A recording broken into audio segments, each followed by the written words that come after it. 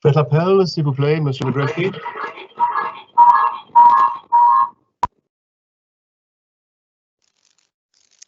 Monsieur le Saint-Auguste. Présent.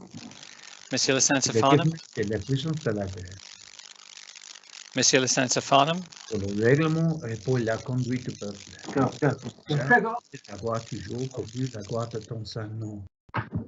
Présent. I wonder, we seem to be having some strange, I hesitate to call it interference in the circumstances, but Mr. Dean, we can hear the reading of the Lord's Prayer, the preamble of the prayer, and I just wondered if that's some sort of pre-recording or something of that nature, because obviously we're calling the first roll at the moment.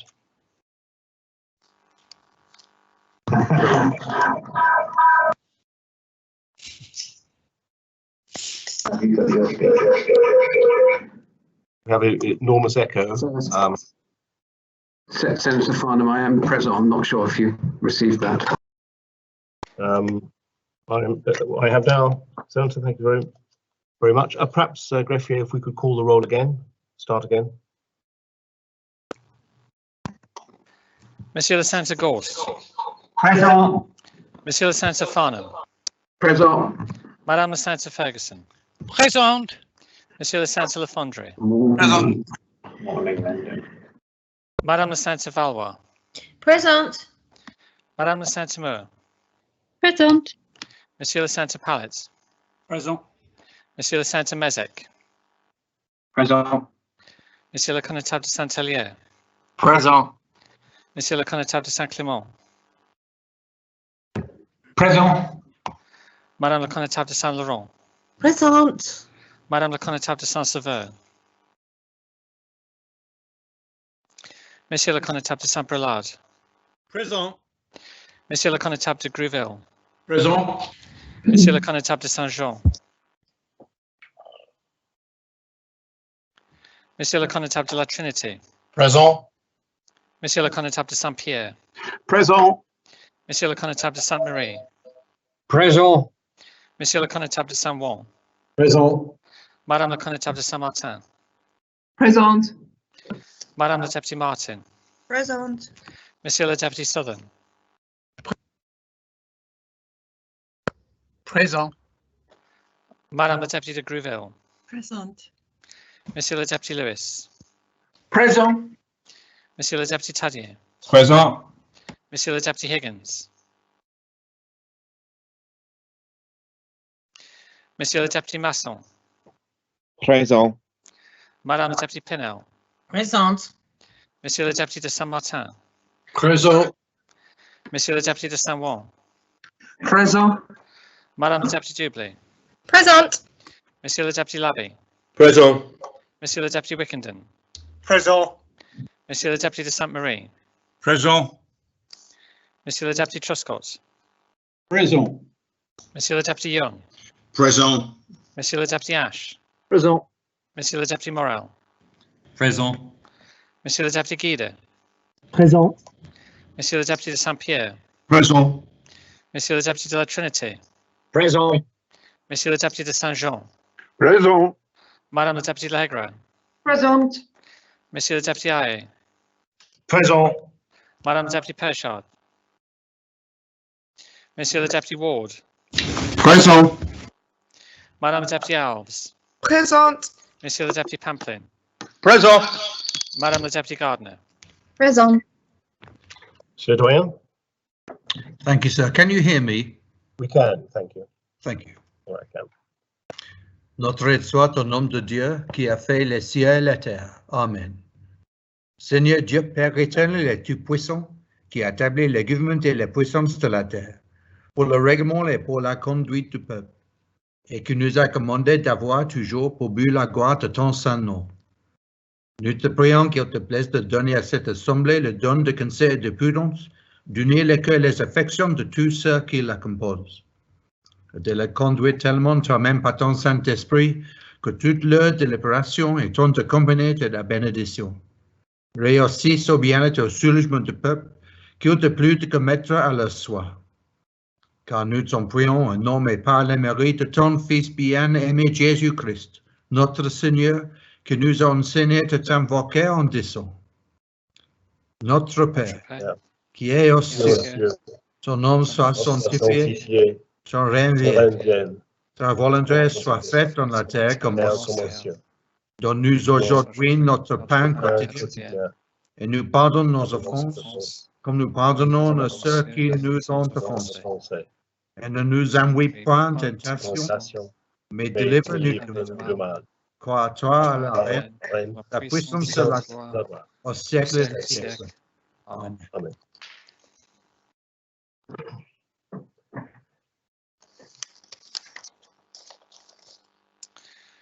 Madame la Connétable de Saint-Sever, Excusez, Monsieur le Connétable de Saint-Jean, Present. I said present the first time, sir. thank you, Connétable. Monsieur le Deputy Higgins, Présent. Madame la Deputy Pershard, Excusez, les états sont nombreux, Monsieur le Président. les États sont constitués.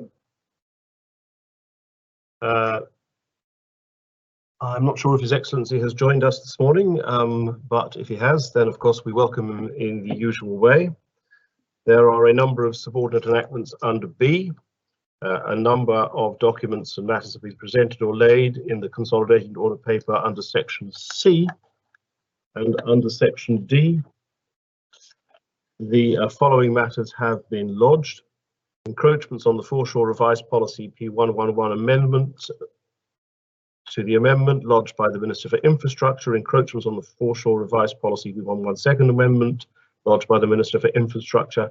Migration Control Policy P137 second amendment lodged by Deputy Pershard. Migration Control Policy P137 second amendment lodged by the Chief Minister. Migration Control Policy P137 third amendment lodged by the Migration and Population Review Panel. Improvements to Road Safety P5 amendment lodged by the Minister for Infrastructure. Improvements to Road Safety P5 second amendment lodged by Senator Ferguson. Draft States of Jersey Police Force Amendment number 3 law P10 lodged by the Minister for Home Affairs, and minimum wage increase P11 lodged by Deputy Southern. The following have been withdrawn. Migration Control Policy P137 Amendment lodged by Deputy Pershard, and the Migration Control Policy P137 Third Amendment lodged by the Migration Review and Population Review Panel. There is nothing under F, G or H. We come to questions. There are of course a number of answers tabled to written questions, and I have been asked to make a ruling in connection with one of those. Deputy Higgins has raised with me the written answer to question 61.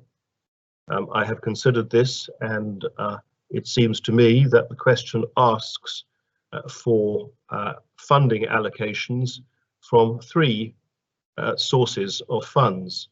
The first is the government plan or budget, the second is the Criminal Offences Confiscation Fund, and the third is the any other special purpose fund.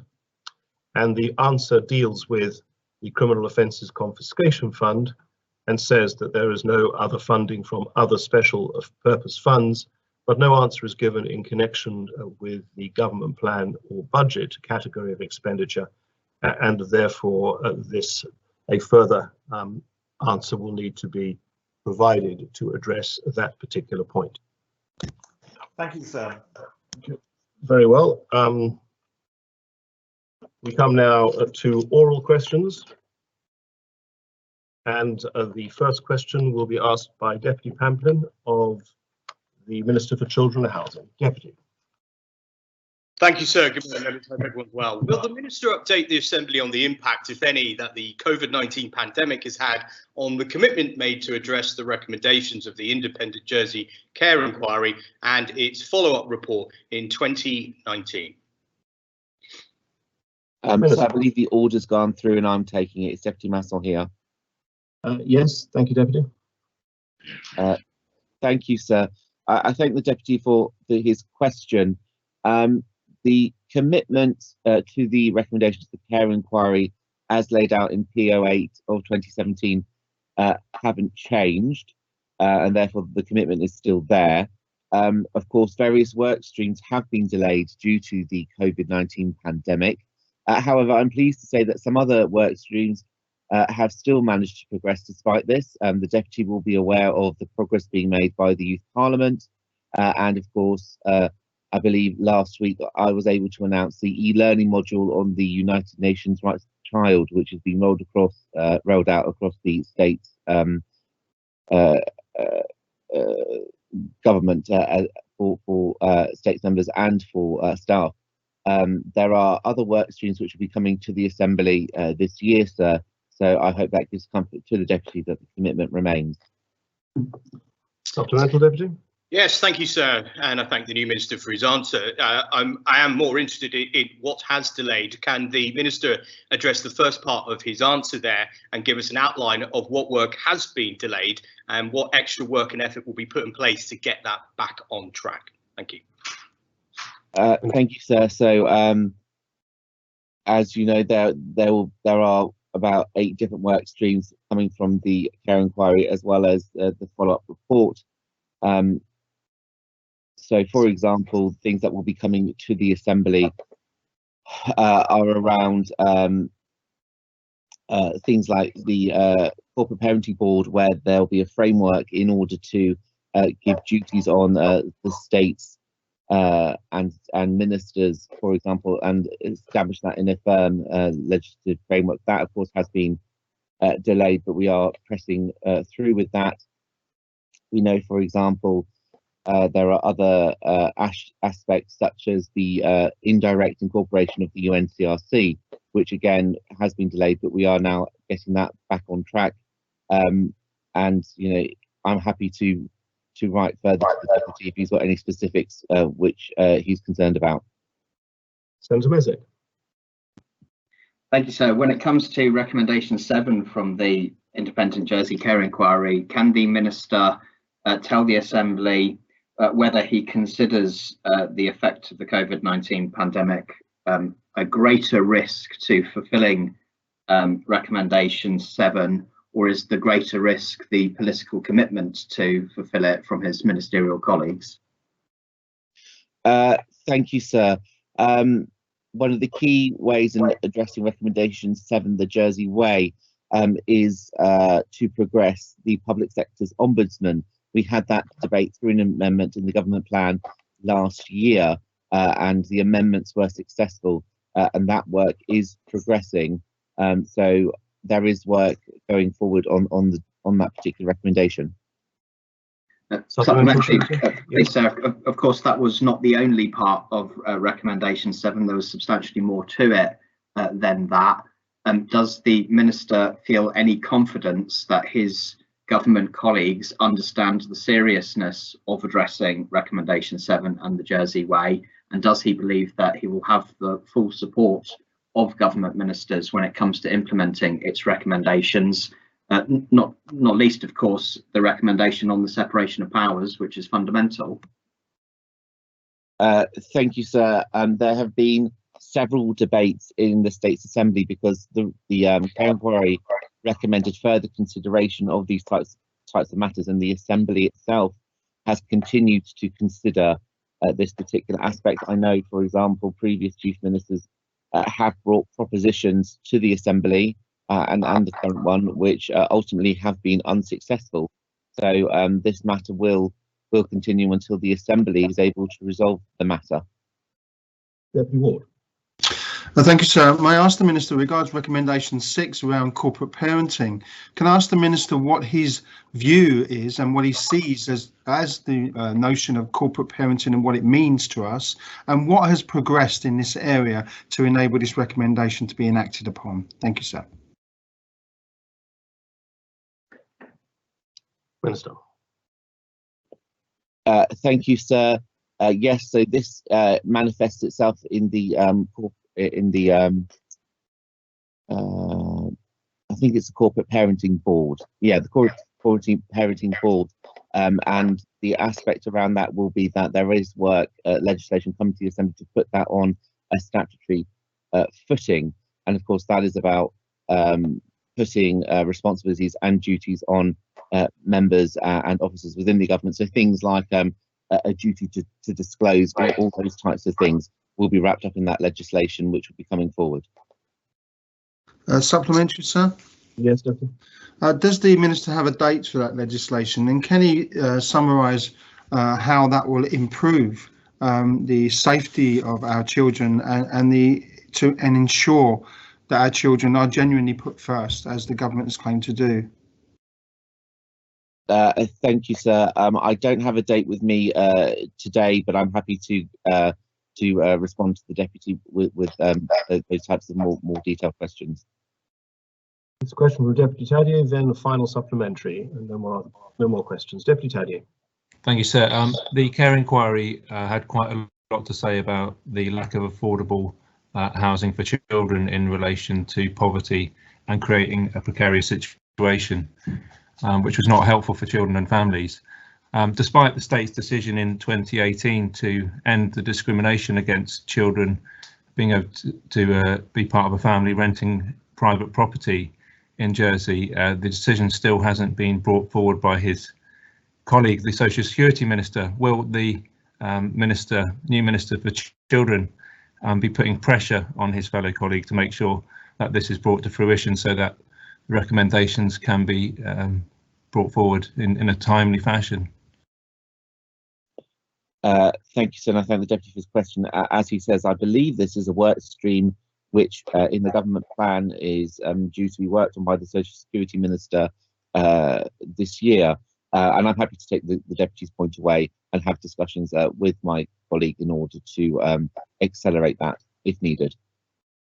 And so would the new Children's Minister give an undertaking to actually make sure that this happens? He is the Children's Minister, and if at the end of this term this piece of work isn't done, then I think it reflects badly on him and the whole of his government. Thank you, sir. I'm more than happy to talk to the Social Security Minister because I believe it's the legislation that sits under her, under the discrimination law. And so I can't give a commitment if something is subject to the approval or rejection of the Assembly. But of course, you know, I'm happy to work with my colleague, Deputy Martin, in order to bring that to the Assembly for debate. Final supplementary, Deputy Panton. Thank you, sir. So returning to my original question, with the things that are delayed by the pandemic, will the Minister be looking at extra resources and funding to ensure certain things will be achieved in the last year of this political term, including CAMS, which is part of his remit? Thank you. Thank you, sir. There's actually quite a considerable amount of resource to these various work streams in the government plan. It is about making sure that officers have the time, because now that a lot of the pandemic issues are obviously relaxing, it just means that there is manpower in order to progress different things such as the legislation. And as for the matter of CAMS, I can definitely give the Deputy the assurance that is now a standing item on my Children's Minister's agenda. And we also now have the Deputy of St John's appointed to the team who specifically has responsibility for CAMS. The Deputy is absolutely right. We know that mental health across the board has obviously been largely increased due to the pandemic, etc., etc. So yes, this is a big issue, which is definitely on one of the highest parts of my radar. Thank you, sir. Very much. Coming now to question 2 that Deputy Higgins will ask of the Attorney General. Deputy. Thank you, sir. Will Her Majesty the Attorney General advise members which personal body has legal responsibility for the oversight of the States of Jersey Police in cases where claims are made that the police have either failed to undertake an investigation into a criminal allegation or have failed to investigate it properly? And will he further state who is legally accountable when it's found that the police have failed to investigate a crime properly? Mr. Doe. Thank you, sir. Sir, under the States of Jersey Police Force Law, the States of Jersey Police have operational independence, and the chief officer of the police is a corporation sole. In those circumstances raised by the deputy, a complaint could be made against the investigating officer or officers under the Police Complaints and Discipline Law of 1999, and if appropriate, disciplinary action could be taken against the officers involved, and the sanctions include dismissal. But secondly, sir, in the UK, it's recently become possible to bring proceedings against a police force under the Human Rights Act, where there has been a failure to investigate serious violent crime, and that can be shown to amount to a breach of the victim's human rights. And the leading case on that is very recent. It's a claim against the Commissioner of the Police for the Metropolis, and it concerns some victims of John Warboys, who was a black cab driver who raped many women over a period of years. And the Supreme Court in that case held that the police have a duty to investigate serious violent crimes, which arguably amount to a breach of a person's Article 3 rights under the ECHR. So in areas where Jersey law is similar to English law, such as this one, the Supreme Court decisions are of the highest persuasive authority in Jersey. So in theory, therefore, the Human Rights Jersey Law 2000 could permit similar claims to be brought here. But I would stress that this is a new area of law, both in the UK and obviously in Jersey. So it remains to be seen how or whether the principles of this case will be applied in the Jersey courts. Thank you, sir. Yes, supplemental, Deputy. Yes, sir. Could the Attorney General tell us the role of the police authority with regard to overseeing police, and whether they have a role in ensuring that investigations are carried out and are investigated properly? Yes, that's correct. Yes, that's correct, sir. The Jersey Police Complaints Authority has duties under the Police Force Law of 1999, accompanying regulations to supervise and monitor complaints against the police. So it will check whether the investigation has properly been conducted. Very much. Very well. We come to question 3 that Deputy Gardiner will ask of the Chief Minister. Deputy Gardiner. Thank you, sir. Will the Chief Minister advise what plans, if any, the government has to introduce or enhance legislation in the island regarding online safety, including measures to address cyber abuse, cyberbullying and trolling? Chief Minister. Thank you, sir.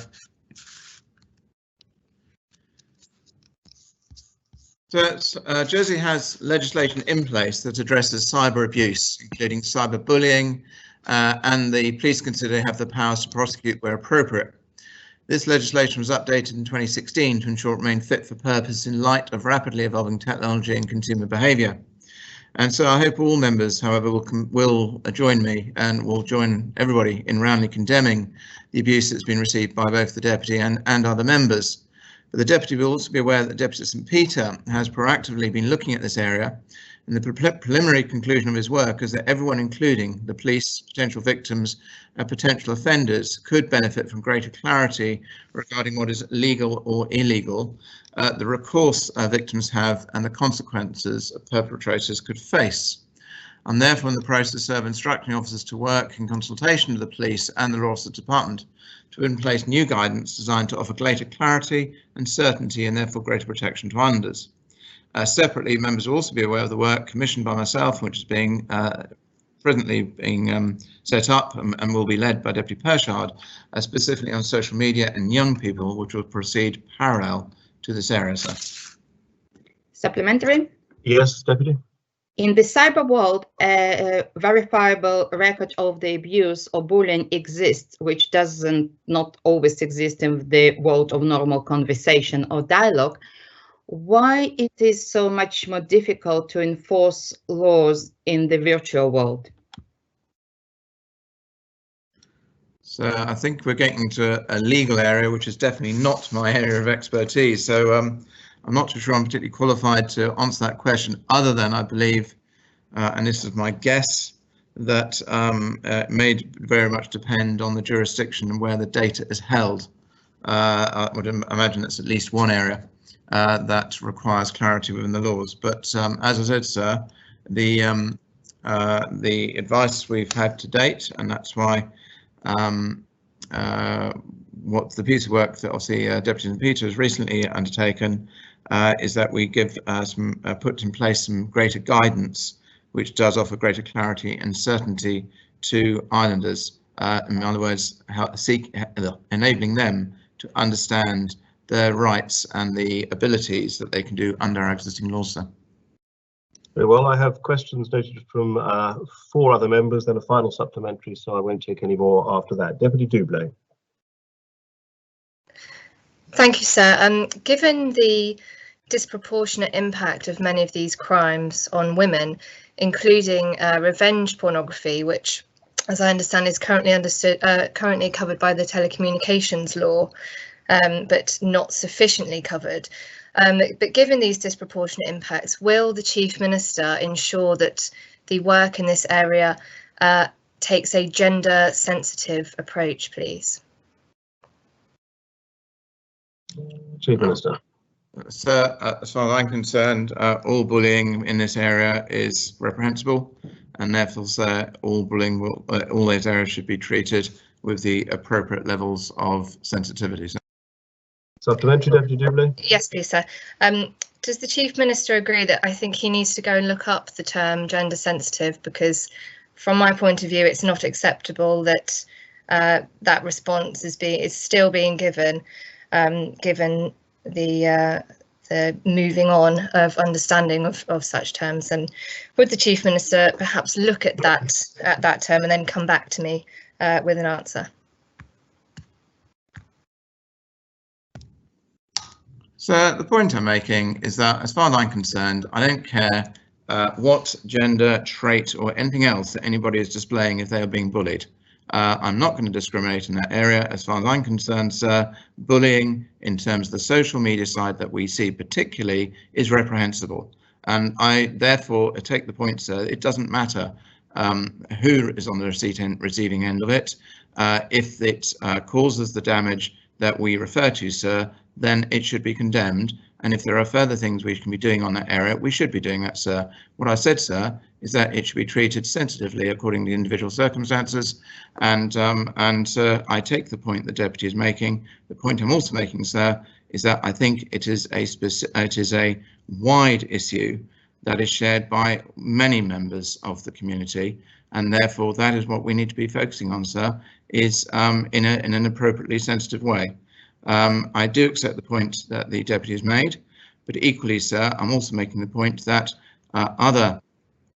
whether it's male or female, that the recipient, if the cyberbullying is of such a level that it causes the damage it causes, then we should be looking at overall the damage and harm that it causes, sir. That's it. Deputy Higgins. Thank you, sir. It's almost following on from my last question to the Attorney General. We have had trolls for years, some vicious, some who've threatened people's lives, some who have tried to interfere with the employment of people that they've gone after or their family. And yet they've been reported to the States of Jersey Police, and the States of Jersey Police have done nothing. One infamous troll claimed that he had protection. I'm sorry, Deputy. You spent at least 30 seconds setting out general statements, and you haven't reached a question. There are a number of members who wish to ask, and we are time limited on each question. I think a big question, and I will ask the question, please. Will the Chief Minister speak with the police and find out why they have not been using the law that they've got and pursuing these individuals up to now? Thank you, sir. Chief Minister. So I'm very happy to identify where the decisions to charge or to prosecute have not been pursued. But sir, and that is actually, sir, one option, for example, would be to request the relevant authorities put in place some guidance on the decisions to prosecute, for which, for example, I understand there are examples, for example, relating or already existing, for example, in relating to domestic abuse. There are also some international examples specifically relating to social media, including UK criminal prosecution services, guidance on prosecuting cases involving communications sent via social media. So my understanding is that officers have consulted with the States of Jersey Police and law officers, and who agree that guidance would be a useful and effective approach. And I think that's the initial approach that we would like to take. But after that, if there's further work that needs to be done, I'm very happy to certainly direct, for example, the Deputy St. Peter to expand the work in that area, sir. Dr. Ventral, Deputy? No, sir, that's fine, as long as some action is taken. Thank you very much. Senator Mesek. Thank you, sir. Does the Chief Minister agree that in clear cases where online communications are made which contain a clear threat of violence, and where there's a police statement from the perpetrator admitting that it was them, that a prosecution should take place? And if he doesn't agree with that, could he explain what he thinks the point of the law is? As a principle, so the reason I'm pausing is because decisions to prosecute and to charge, which may be feel blindingly obvious to us as politicians, may be less blindingly obvious to the people who actually have to carry out those prosecutions and charges in terms of the legal backing they have, which is why I've made reference to the issues around guidance as a starting point. But equally, sir, in fact, I believe we have a debate coming up around, well, I can't remember the exact article, sir, in the States of Jersey law. I've got 43 in my head, but I think that's the wrong, which does refer, sir, to blackmail and corruption, sir, and essentially on the existing article in there, which is mainly about people threatening and coercing state members or officers of the states to carry out certain things. And I've always felt, sir, that that is quite a wide article as a non-lawyer, and I've always wondered whether that has ever been used in anger or not, because it's been there for a very, very long time. But I think that's is where we need then to go into the issues around the guidance. But as a principle, sir, where we have, it does seem to me, sir, that not only states members, but other members of the public, when they're on the receipt of such abuse the way that the Senator has outlined, do not seem to have had very much recourse in the past. And there is always this balance, we know, between freedom of speech, but equally bullying and worse, that I think we are seeing more and more of within the social media sphere. And that's partly as social media has expanded to fill the virtual world. So. Supplementary, sir. Supplementary, yes.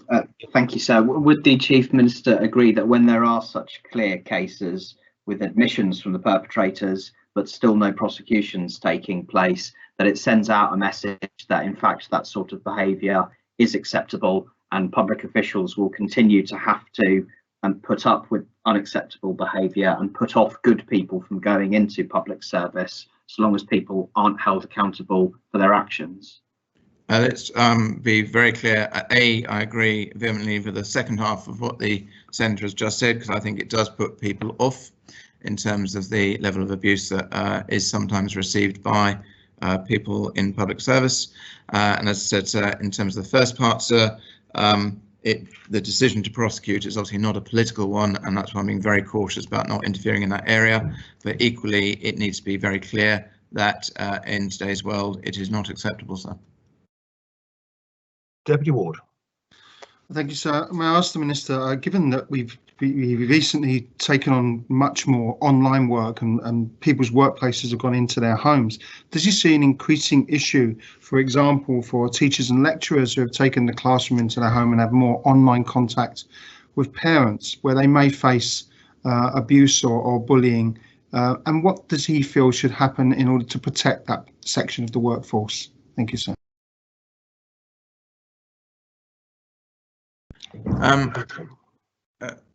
Sir, it's the reason I paused again, sir. I'm a bit loath to focus specifically on a specific part of the workforce over and above anybody else. I think the principles, though, sir, where we already have physical notices around in the physical world where we say that abuse to members of staff is not tolerated, and all those type of signs that people see. I think that means that there's an education program further, which now needs to start going into the virtual world. As I said, I think the first step on that from officer advice that we have received is to basically put guidance out that does then start covering these type of areas, sir. But equally, I think what the Deputy has said in terms of the blending between the virtual and the physical world, i.e. The workplace coming into the home and vice versa, as it were, is causing issues, particularly in the context of the pandemic and the strains that it's putting on households, relationships and mental health, sir. Supplemental, Deputy? Just quickly, sir, I mean, there seems to be a move to more working online and at home, and I'd just like the Chief Minister to commit to ensuring that any legislation that comes through addresses those issues to protect people who are taking their workplace into their home. That's all. Thank you, sir. As I said, the first starting point for me is to get guidance out in the right place where people know what can and cannot be done in terms of their rights, and hopefully then also, sir, reminding people and starting an education program which is actually pointing out that many people would not say to your face what they are very frequently keen to put on the keyboard, sir. Final supplementary, Deputy Gardner. Thank you, sir. First of all, I would like to thank Chief Minister for him taking it forward to the guidelines and identifying why the complaints not going to the prosecution, because the public perception is extremely important. I would like also to check if aspect of cyber abuse, cyberbullying and trolling would be included in the hate crime legislation that it's currently being drafted. So I'm not cited on the hate crime legislation in terms of the specific areas that the deputies referred to. I'll very happily go away and determine the position. As I said, the overall view is that apparently the legislation is broadly fit for purpose, but it's actually that there's already in existence, but it's actually the guidelines in terms of decisions to prosecute, outlining the areas that I've already covered in relation for things like, i.e. the processes that are already in place for areas, for example, like domestic abuse, and that's really the starting point. But if it was felt that legislative change needs to be made, very happy to look at that. I do make the point, and it is really, really difficult this, and I have to keep reminding myself, it's personally sometimes as well, is we have to make sure we have the balance between genuine and legitimate free speech, at which point some people do get heated, versus online abuse. And sometimes those lines can get somewhat blurred, but we have to make sure we don't react the other way and be seen to be trampled on people's basic rights of freedom of speech. And that's something we've got to keep in our minds all the way through, even though it can be really, really difficult at times. But as I said, first step is look at the guidance there and see what else needs to be updated. After question 4, the Deputy Southern will ask the Minister for Social Security. Deputy. Thank you, sir. Is it the Minister's assessment that her response to written question 54 of 2021 shows that the most basic components of income support have not matched inflation of 16% over the period 2014 to 2021? And will she explain how the statement that average claims increased by 18% is consistent with the concept of effective indexing? Minister. Thank you, sir, and I thank the Deputy for his question. Written questions 9 and 54 provide full details of all the income support component rates between 14 and 21. These answers show the increase in component rates varies across different components. It is correct that some of the components in this are below 16%. For other components, the increase is above 16%. As explained, the written question As explained in both written questions, the amount of income support received depends on the level of income disregards as well as component rates. Between 14 and 21, income disregards have increased from 20% to 26%. The overall impact of all these changes to income support over this time means that the average income support claim has increased from £218 a week to £257 per week. This is an increase of 18% in the value of the average claim. It is the combination of increases in component rates, income disregards that ensures that the income support claim values continue to support low income families effectively. Thank you, sir. Supplemental, Deputy? Supplementary, if I may, sir. Yes. Is it not the case that the 18% increase she quotes is not comparing like with like, and therefore is misleading in the fact that what's occurring is that the rental cap, the rental component cap, has increased enormously by almost 30% over this period, and that's why the level of benefits appears to have increased by so much. So I'm not even sure that this does include the rental component, but the deputy's right. There's been massive increases in rental components, which is all money paid to the income support family. True, not true. It goes directly to the landlord. No, I'm sorry, Deputy. This can't be an exchange. We have to allow the Minister the chance to answer, and then if. Well, and I was going to come on to that. Me and the deputy have a different a view on £300 a week that goes directly to the landlord. If it wasn't being paid by the income support scheme, the person would be paying that out of their wages. So it is money going to the family that they don't have to find. So I really don't understand. The deputy's right, we're comparing apples and pears. I'm probably pears, sir. Deputy Ward. Thank you, sir. So can I ask the Minister, would you concede that the larger proportion of income support increase that goes directly to landlords means that the direct living standards of those who are claiming income supports does drop because they are not seeing any of that money? And in fact, the only people benefiting from that increase are landlords. No, sir, I don't agree with that. From 14 to 21, the disregards, and the disregard is not just earned income, it's maintenance income and pensionable income, all have received more money.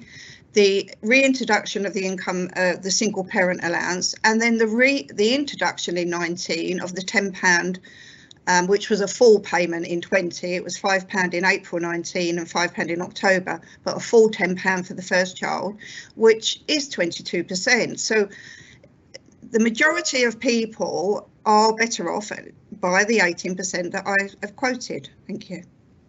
Supplemental, Deputy Ward. So can I ask the Minister how much she feels is a reasonable amount of increase that goes directly to landlords or of public money? And would she consider that she would cap rents with income support in some sort of negotiation with landlords so that so much public money isn't going directly to them? Oh, I absolutely would like to have discussions with landlords and try and cap rents. The problem is I'm trying to keep up with what the landlords are charging for the people on income support. And that's what we've tried to do. And that's why some of the components in the rent have gone up by 34% over those 6 years, because otherwise people would be taking the money out of their other components that they need to live on each week. So there is work to be done. I don't disagree with the Deputy. I'd rather not be paying over £30 million a year in rent subsidies, but that's what we do. Thank you.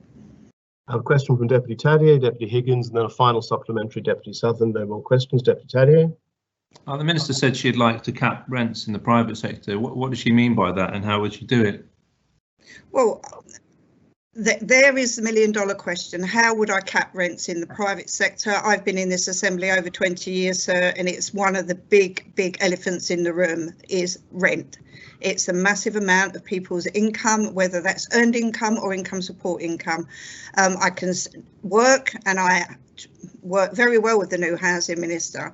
I don't know how it will be done. Again, it comes down to supply and demand. Thank you, sir. So supplementary, does the Minister agree that actually capping rents is very simple? We have an income support component which we allow for accommodation, and we could simply say that is the cap for the private sector, but it takes political will to do that. Is there the political will from this minister to actually cap rents in the first place? Sorry, the deputy's asking me, sir, would I cap the income support amount paid out to the rents? That's not I the question. can do tomorrow. That's exactly what the deputy asked me, sir. I can cap the rent paid out tomorrow. It doesn't mean the rent won't go up. Well, I heard that as the question, sir, and you said we shouldn't be interacting. The deputy's not letting me finish. Getting into Alice of Wonderland here. I'm sorry that you've asked a supplementary question. She's answered a question completely different that she's chosen. Well, I'm sorry that well, I'm sorry, we're sir, already past the time allocated for this question. The minister answers in the way the minister feels that the question has to be answered. The consequence of not answering it in the way you feel it should be must be political in nature. It's up to the minister how she hears the question, how she answers it. Minister, had you concluded your answer? Yeah, and I apologise to the deputy because I thought the deputy said, can I cap the rent payment tomorrow? I can. That doesn't help the tenants, and it does. And sorry if I misheard. That's not the question, sir. I can ask the question if she wants. No, I'm sorry. So can I have a point of order here? Yes. Because there has to be a limit here. If somebody asks a question and says, what colour is the roof of Fort Regent, and then someone goes to give an answer saying GST is 5%, it needs an intervention from the chair, because that's not the question. We're wasting all our time here. That happens with a written question. Now, I asked a clear question, sir, about whether she would be prepared to cap rents in the private sector that landlords can charge. She didn't answer that. Well, if that's your question, then I'll give the minister the opportunity to answer that question. The question is, would you be prepared to cap rents in the private sector? And that is not in my gift. I can't cap rents in the private sector. The only thing I have control of is what we pay for rents. And sorry if I misheard the deputy. I thought he said, could I cap the payment tomorrow? So it's not in my gift, sir. And that's the answer. Deputy Higgins. Thank you, sir. The minister said she's paying £30 million a year in rent subsidy. When is she actually going to be campaigning and getting her colleagues to campaign for a proper living wage to enable people to pay their own rents without having to go to the States cap in hand to get support? Well, income support on the living wage would still probably need some subsidy. Again, this is a massive picture of living wage, the minimum wage, how many people would pay it, how many people can pay it. That is always the question. So at the moment, that's what we pay out, and it is a lot of money, a very lot of money. It's probably, last year it was 30 million, it's probably gone up, sir. Supplementary, yes. The minister has been in the States for far longer than I can remember, and she's campaigned on these issues. Now she's a minister. When is she going to do something to try and deal with these problems, which she's complained about for years? And the deputy's been with me in this assembly, is probably not far behind me, sir. And it's not as easy as the deputy says. We go out for consultation on the minimum wage, and it goes to lots of industries, and they come back and say this industry, and it's always been proven, some of the industries that have been asked to put the minimum wage, and that's the minimum wage, sir, not the living wage, have gone out of business, or they have stopped doing things that they did do, and then they don't employ as many staff. So it's sort of a defeat, you're not achieving what you want to achieve. Final supplementary, Deputy Sutton. Thank you, sir. Will the minister accept that indexing has not been matching the increase in inflation over this period, and will she act to make sure that proper indexing takes place from now on? So I don't agree that it's not matched indexing, because the deputy is, as I said, comparing different aspects of income support. When you take it all together, the actual money in the person's pocket and the average family has gone up. Thank you, sir. Question 5, Senator Messick will ask for the Minister for Children and Housing. I beg your pardon, the Chief Minister. Thank you, sir. Will the Chief Minister advise what measures, if any, the government will propose to ensure that the decade-long freeze in real terms earnings that islands have suffered since the last financial crash do not continue through to the aftermath of the COVID-19 pandemic? Yes, thank you, sir. Sir, we must remember that we are still in a pandemic, which has actually been one of the most seismic shocks the world has suffered in decades. So it has caused unprecedented disruption to our economy, as it has to economies around the world. And I think, again, emphasising, sir, we are not alone. We have hugely supported Irelanders' lives and livelihoods through a variety of measures during COVID.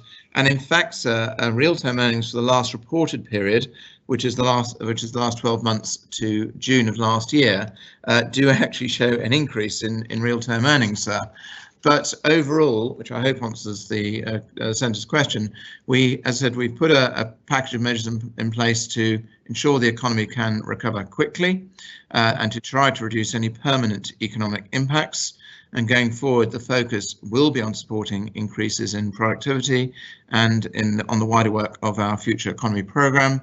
And a lot of that in terms of funding, sir, was floated in the government plans. So the financing for measures, sir, is already been approved by the Society. Very much. Supplemental, Senator. I mean, wow, sir. I mean, that answer barely touched upon my question. I thought my question was quite clear. At the last financial crash, the decade afterwards, Islanders, by and large, were no better off than they were beforehand. I'm asking if that's going to be the same after this health crisis, not during the crisis, after it. Are we going to plan to end up in a situation after this crisis where we can look forward to 10 years of life getting better in the island? I'd hope that would be something the Chief Minister would on principle want to commit to. So will he commit to at least seeking to learn the lessons from the last decade where successive governments failed to deliver better lives for Islanders? And if he does want to commit to that aspiration, could he give us a vague indication at the very least of what policies he might want to see enacted so life does get better and people do become more prosperous and able to enjoy their lives, rather than see another wasted decade of real terms earnings freeze?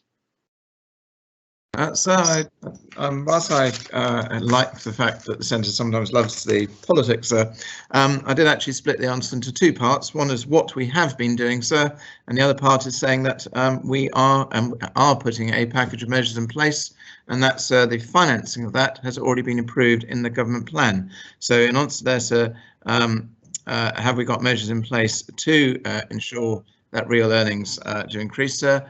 Yes, sir, on the basis that the big focus, for example, is on improving productivity, and the various measures that we've been putting in place, and for example, as the Senator should be aware, the reduction in Social Security rates, which obviously doesn't affect productivity, but does put extra money in people's pockets, has been implemented for a number of months and will continue for a number of months, and it will be 9 months in total. That is a very real and direct impact on people's pockets and making them feel better off already. So the future of for the economy, which is also about maintaining and hopefully improving people's wages, is partially around infrastructure support, which obviously as a government we are putting in place. That's why some of the big capital programs which are shovel ready, for example, the office strategy, can actually be released hopefully on time, sir, preserving and protecting people's jobs and hopefully maintaining their employment, sir. In overall terms, the reason I made the point that we had the financial crash, as we know, we've had the impact of the pandemic. We are not alone, but we are all putting measures in place, sir. And yes, the short answer is we do want to see people coming out of this and seeing a return to what I will call better prosperity than they may have seen before. That will probably take some time, sir, but yes, that is the objective of this government. Deputy Sutton. Thank you, sir. Does the Chief Minister accept that postponing social security contributions for a short while does nothing for productivity?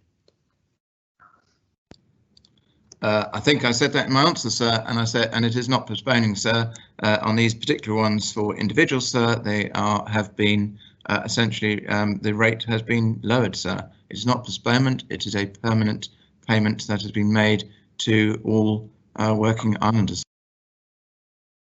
Supplementary, Deputy Sutton. The supplementary is, and what concrete action will have any impact on productivity that he suggests? So I think I made the point so that wasn't about productivity. I said that was about putting money indirectly into people's. Well, Deputy Ward. I then have a question from Senator Moore, and then there'll be final supplementary. Deputy Ward. Thank you, sir. So may I ask the Chief Minister, we're returning to the question of building back after the COVID pandemic. On the debate on recovery, the living wage featured throughout from many politicians across the political spectrum. Would the Chief Minister commit to a living wage as we try to rebuild better?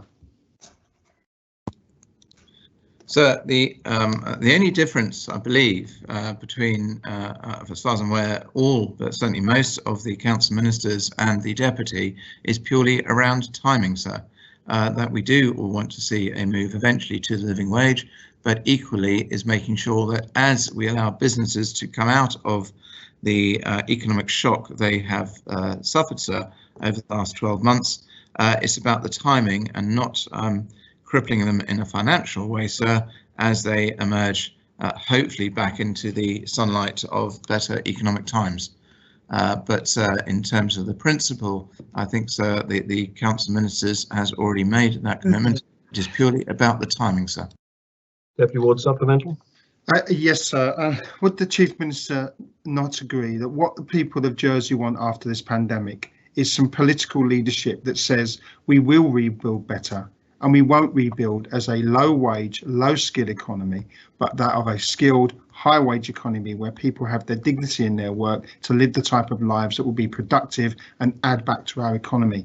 And part of that is a living wage, and part of that is a political commitment from our government. So I ask the Chief Minister to make that political commitment and not vagaries. Thank you, sir.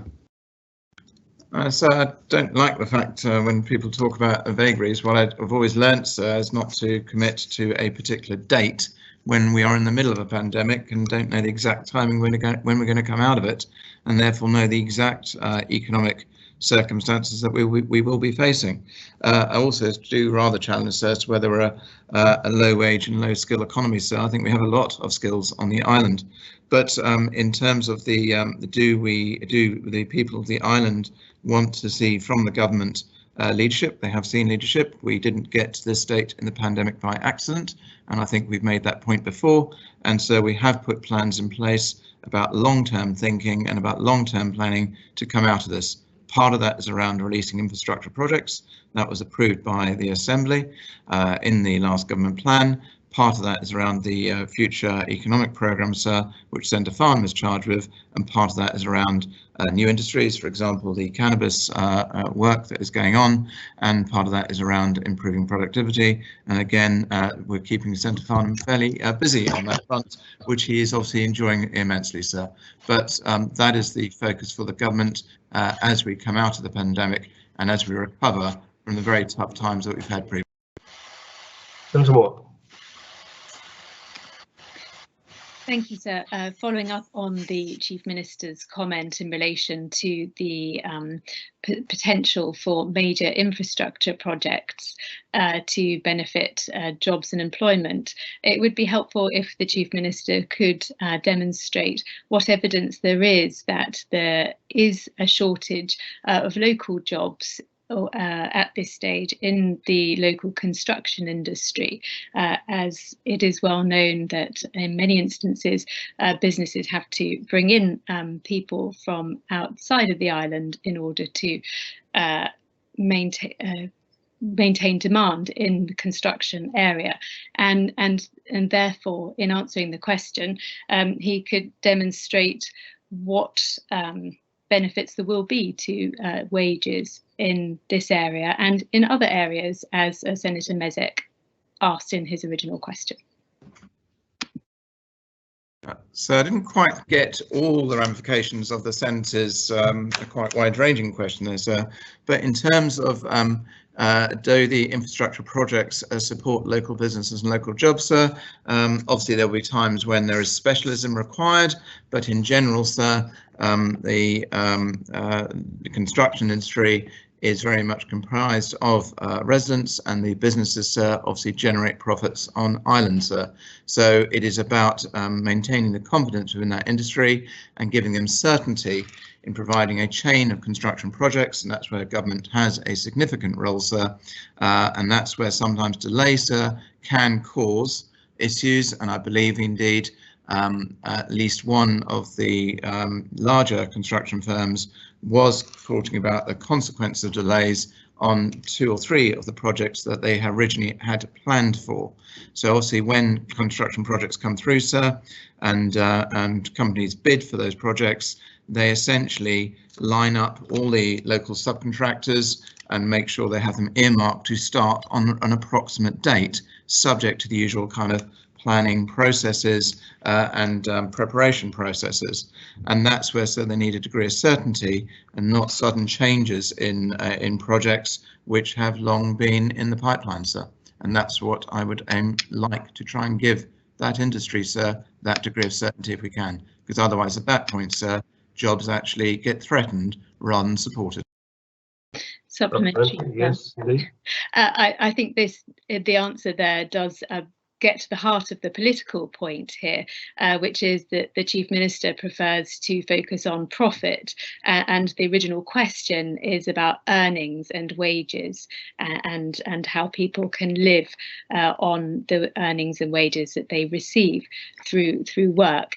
Does the Chief Minister perhaps identify some other industries and areas where specific work could be done to ensure greater profitability and sharing of that profit to increase wages? And does he have any policy ideas that could achieve that?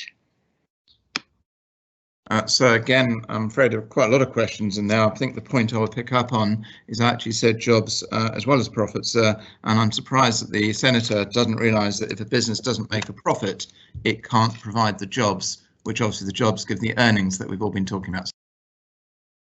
And final supplementary, Senator Mezek. Question, sorry.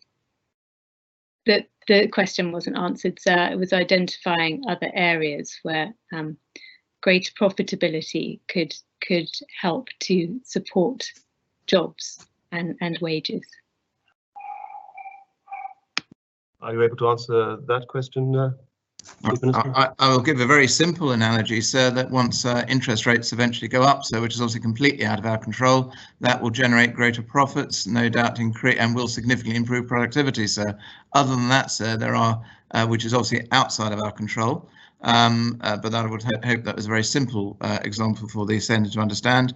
But equally, sir, as I've already identified, one area where we are improving what we believe will be productivity, because that will be profits, it will be salaries, and relative to the number of employees will be, for example, the piece of work that Senator Farnham has been working on about cannabis production that has great potential to bring a new stream of income both into the island and into the tax revenues of this government, and therefore money for the Assembly to direct at various times. Other than that, sir, there are a variety of measures that we are dealing with, including the fiscal stimulus measures, which are likely the first stage of which is going to be announced quite imminently, sir, and obviously the economic support measures, which, as I said, comes through the Future Economy Programme, which is being worked on at the moment and will be announced later on during the year, but which the funding for which has been approved in the government plan and no doubt was scrutinised by the Senators' panel. Senator Mezek, final supplementary.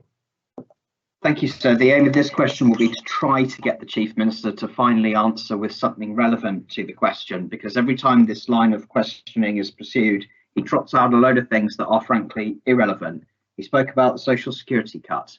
Unless that's permanent, it doesn't affect real terms earnings. He talked about productivity.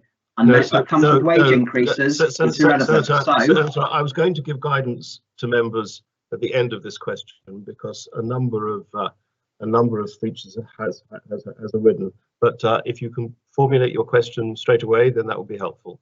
Yeah, without context, question time can be close to useless, sir, but I've given the context I wanted to there. So my question to the Chief Minister is, would he endeavour, if at all possible, to enlighten us with something relevant that he will pursue as Chief Minister in terms of policy to ensure that the decade after the pandemic is one in which there is an increase in real terms earnings, as opposed to the decade beforehand where there was a freeze?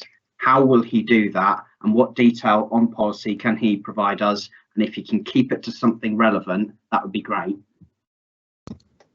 So there are 2 points I've made which the centre seems to have forgotten. One is to actually challenge fractionally his assertion about a decade-long freeze. Yes, sir, there have been a significant impact since the financial crisis of 2009, but I believe, sir, actually we are finally nearly back to the 2008 levels. I have to go and check the stats exactly, but actually, sir, there was a real-term increase in earnings in the 12 months to June of last year. Therefore, his assertion is not quite as bleak as he makes it out. The second point I've said, sir, is that whilst we are coming out of a pandemic, we've been putting measures in place to support the number of islanders that we have been doing over the last 12 months. And at its peak, we were assisting 1 in 4 jobs on island. So trying to refute the assertion he's making that essentially we've been doing nothing to support islanders to date. And therefore, by saying that, sir, we have put plans in place that as we come out of it, and this is work that is going on at the moment, to then plan for the future recovery. And that's why I've made several references to the Future Economy Programme, sir, which Centre Farnham is charged with. The financing for that has been approved by members in the government plan of last year. It is spread over 3 years, and in conjunction with that, we are putting fiscal stimulus packages in place, the first phase of which will be announced imminently, sir, and those are all geared to enabling the economy to come out of the economic challenges that have come from the last 12 months, and therefore, sir, by supporting the businesses, we will be supporting the islanders employed by those businesses and supporting their jobs and their earnings. I don't think I can be any clearer than that, sir, i.e. plans are in place and they go through a variety of stages of dealing with what we've been doing through the pandemic, the short-term fiscal stimulus measures and the longer-term economic support. They are all coming together, sir, over the next few months. Well, thank you, Minister. I will add a minute or two to the question period's injury time, because I wish to give some assistance, I hope, to members. The standing orders require, and for a good reason, that questions and answers are succinct. It also requires that answers are relevant to the question. There is a significant leeway in which the answer of a question can address the question. And of course, the longer the question is, with the more factual material that's put in, the more it invites a correction if the answerer believes the factual material to be wrong to that factual material. I agree that question time can be meaningless unless there is a context to each question, and that applies to supplementary questions. However, that context should be as succinctly stated as possible and should not be used as an opportunity for oratory. I'm making no observations about particular questions, but that it seems to me that that is a feature that is creeping in to question time at the moment. Secondly, the answer should be succinct, and it has become a practice over many years that ministerial answers should not exceed 1 minute 30 seconds, except potentially in extreme circumstances. I have been observing without intervention to see how far we're going along with this, and it is quite clear that ministers are speaking significantly longer on some occasions than 1 minute 30 seconds.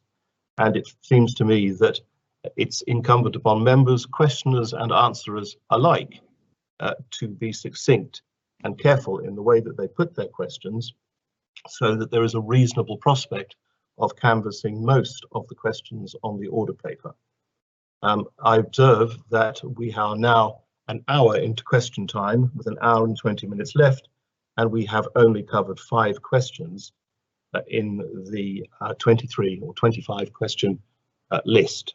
So with those in mind, and I'm not singling anyone out, I'd be grateful if members could do their best to apply standing orders, and I will from now on ensure the 1 minute 30 seconds is strictly kept to, so we can move through as quickly as we may.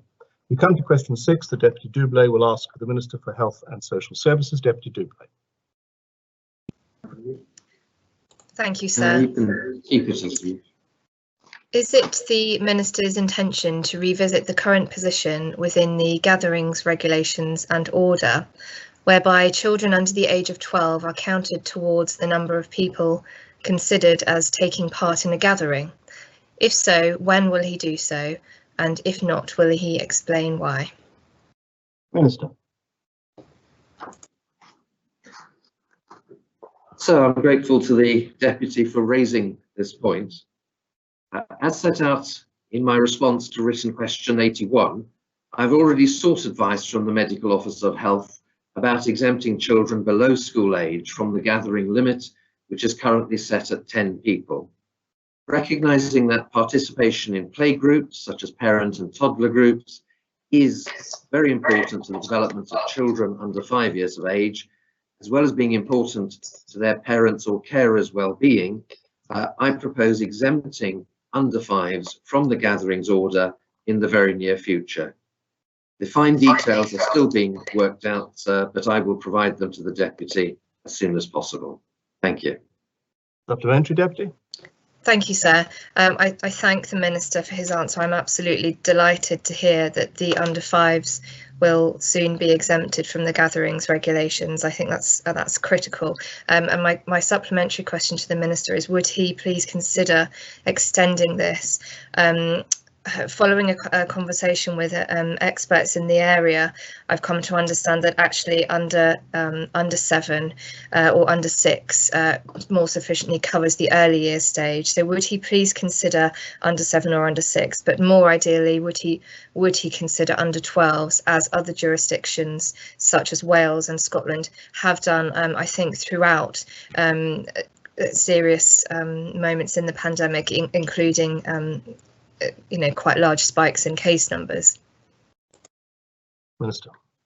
So we do consider the position of children and the effect of restrictions on them.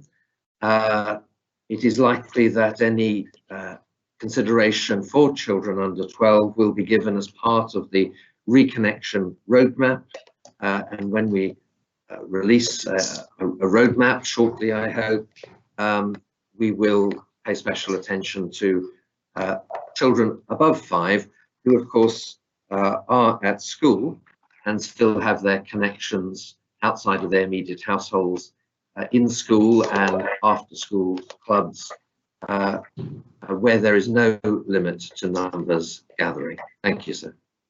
Minister. Deputy Alves. Thank you, sir. Is the Minister able to inform the Assembly of how many children under 12 have actually had COVID locally, and how many of those were under 5? Thank you. I don't have those figures to hand, sir, but I will get them, assuming they must exist, and I will circulate that to the members, sir. Supplementary, Deputy Alves. No, thank you, sir. Deputy Gardner. Thank you, sir. Would Minister reconsider to include children key stage 1, which is reception year 1 and year 2, with the exception with children under 5, alongside with the statistics that can be produced?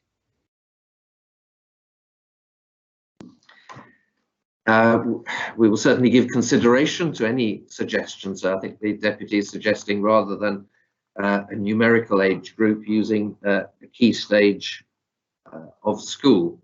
I think the particular emphasis here has been on children who are not yet of school age, and understanding the effect of restrictions on them and their parents or carers, where they have not been able to meet up, except in extremely small groups, with others. So a gathering limit of 10 meant that you could have 5 parents and 5 children. If now we say children under 5 are not counted in that, we could have 10 parents bringing along their 10 children. And we think we are at a stage where that is safe to do so, and would avoid the harm that is created by the the isolation and loneliness that might be felt by those families. So that is why we're making this move. Thank you, sir.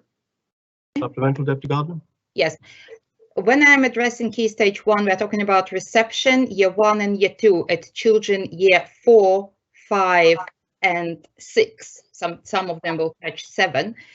And this is more clear group because they are in bubbles at schools. So would Minister please provide statistics how many of this group of Key Stage 1 had COVID, so we can really decide evidence-based if they can be included or not, what's the risk is there?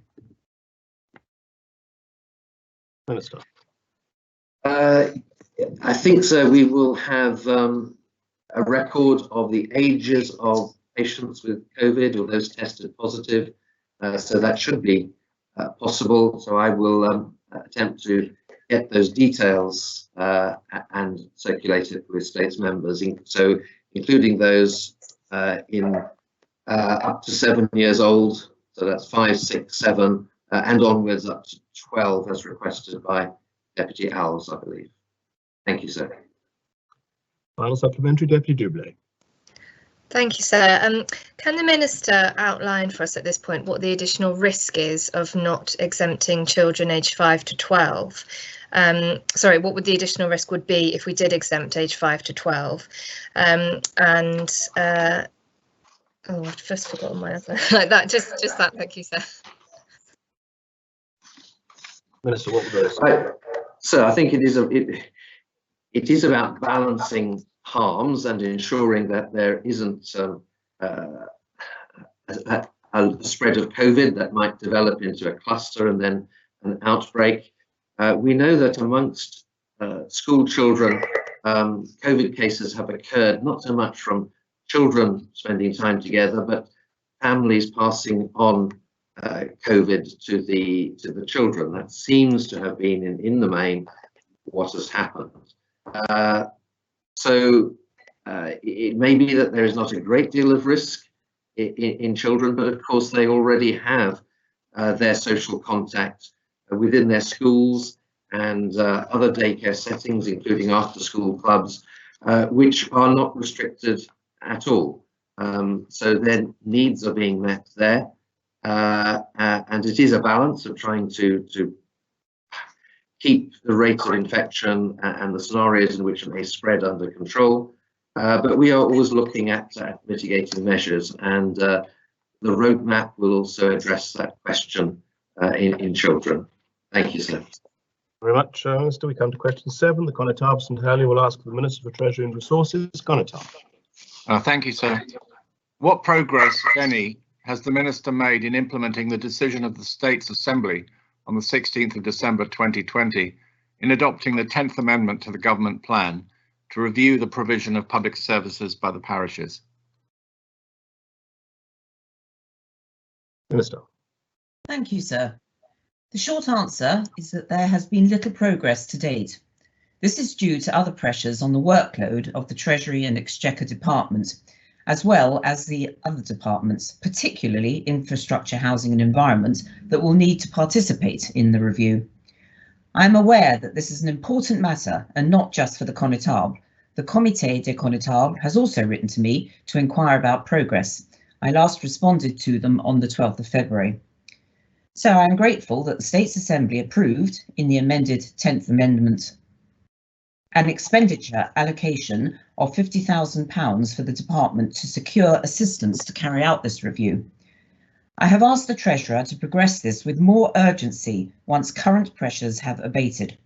I fully expect the Connétable and the Comité to play an active role in the review, beginning with them being consulted on terms of reference when they have been drafted. Thank you, sir. Supplementary, please, sir. I'm grateful to the Minister for her response and her candour.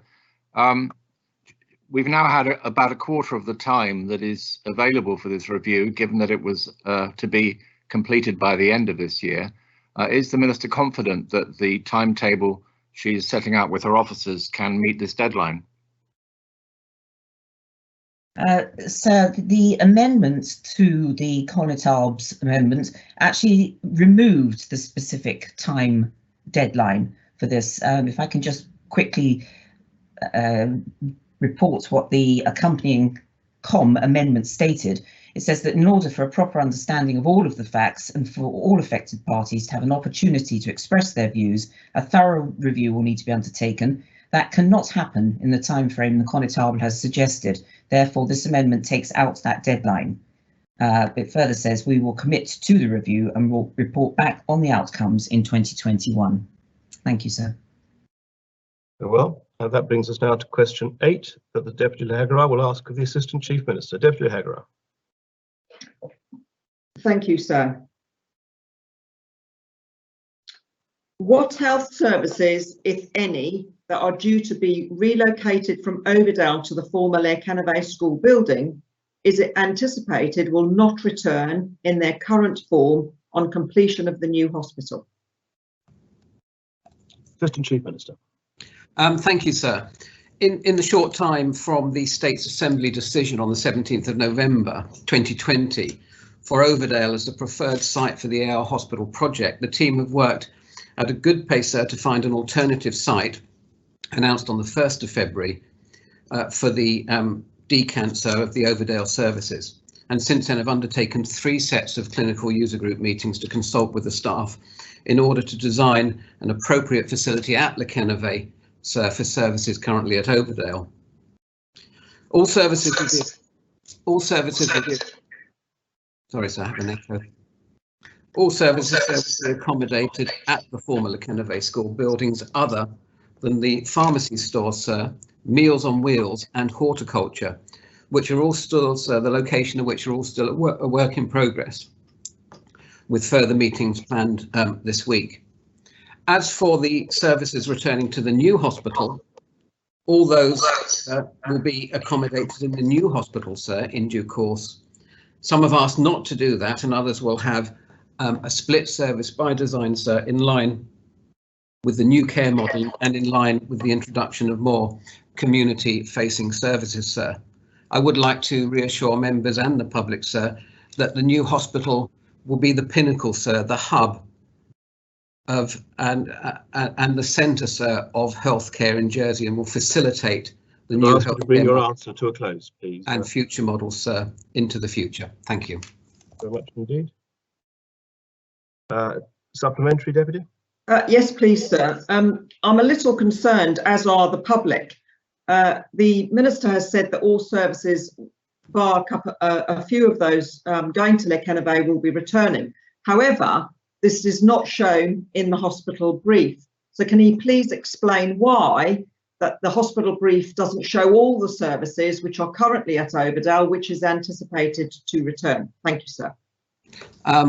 So the hospital brief, so I'll have to relook at that. I'm not sure, unless the deputy would like to just perhaps contact me separately to just list those that she is talking about, and then I can provide a response directly, sir. But I refer to my answer, sir, that the vast majority of services going from Overdale to Les Canaves will be going back to the new hospital, sir. That was the question she asked. If she's referring to what services are currently in the total health estate that will not be included or may not be included in the Overdale site, sir, then that needs to be a separate question and we can address that. But I will stipulate, sir, that the new hospital will be the centre, the hub of all health services for Jersey. Well, Deputy Gardner. I would like to just give quick, the functional brief compared to what we had in our hospital currently, and I'll just mention a few: a dental department, hospital, hydrotherapy pool, diabetes service, memory assessment service, neurology and neuroscience, and others are not included in the functional brief. Would the Minister confirm that all these services will be allocated somewhere in the community before you finalize the services within the hospital. So we'll not end up building extra buildings around the community without including them in the hospital in the first place. Assistant Chief Minister. Yeah, thank you, sir. I would be happier deferring this to the Health Minister in due course, who has responsibility for what actually will happen in the new hospital and what will happen in the community. But I can confirm that certainly, in line with the new healthcare model as approved by the states, we'll either have services based within the new hospital campus with more emphasis on services that can be better delivered and more efficiently delivered within the community, sir. I can't envisage at all any situation where any service provided now will not be fully accommodated in one of those circumstances, sir. And in fact, we hope in the new hospital, sir, which will be an exemplar of modern healthcare, to be able to introduce additional services to those we already offer. Supplemental, Deputy Gardner. Yeah, thank you.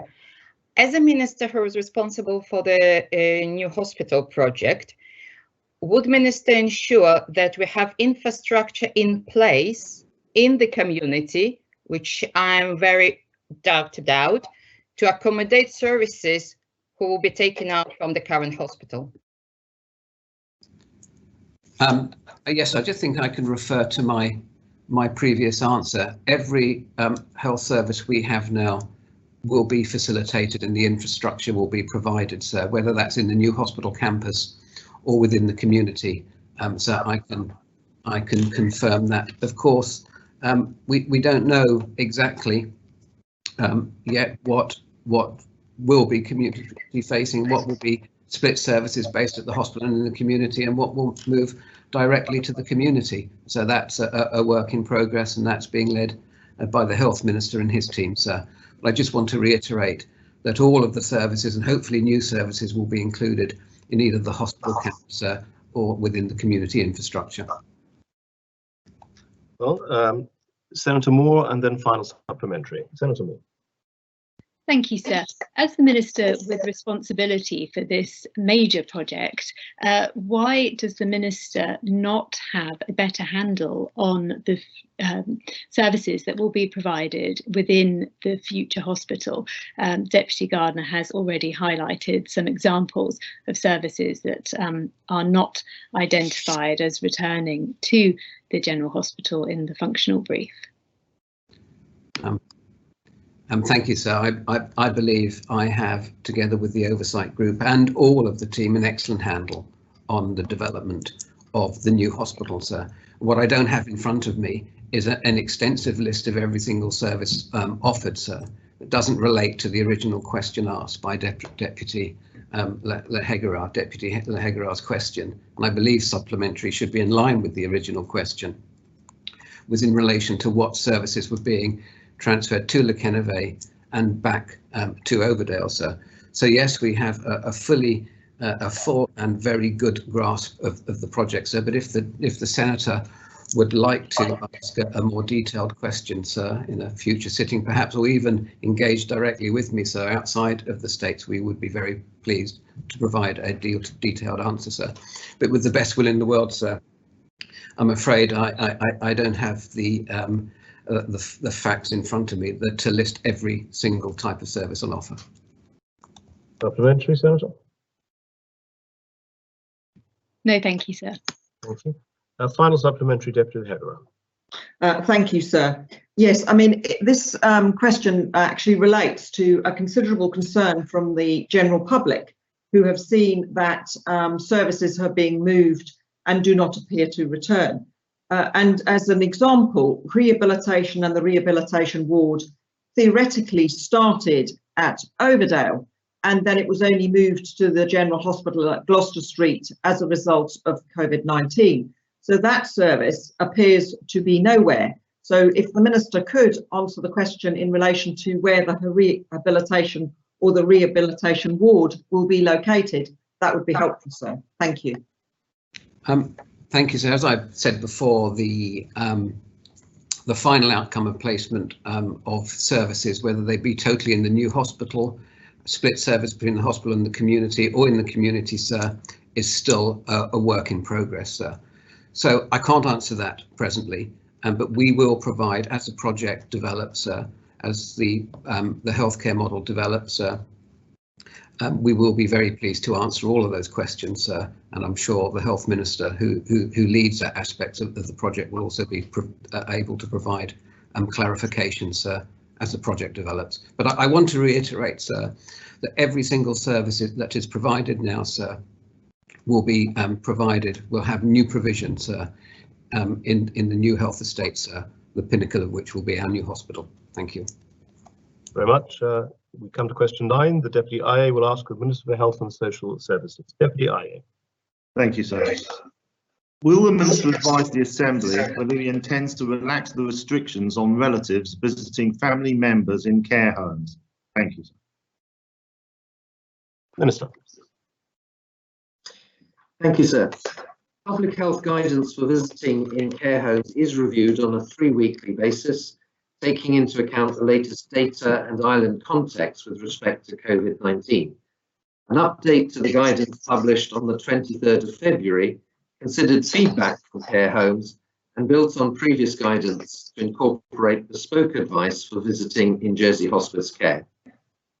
Following the advice of the Deputy Medical Officer of Health, a cautious approach was maintained regarding the number of named visitors recommended and the frequency of visits, allowing any impact of recent increased activity amongst the wider community to be assessed before wider changes in care home guidance are considered.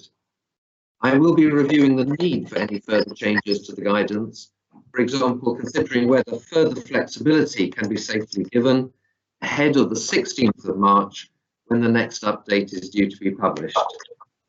This will take into consideration key indicators such as detailed vaccination coverage, data amongst care home residents and staff, local COVID activity data, and the latest medical advice from the Deputy Medical Officer of Health, together with further feedback from care homes.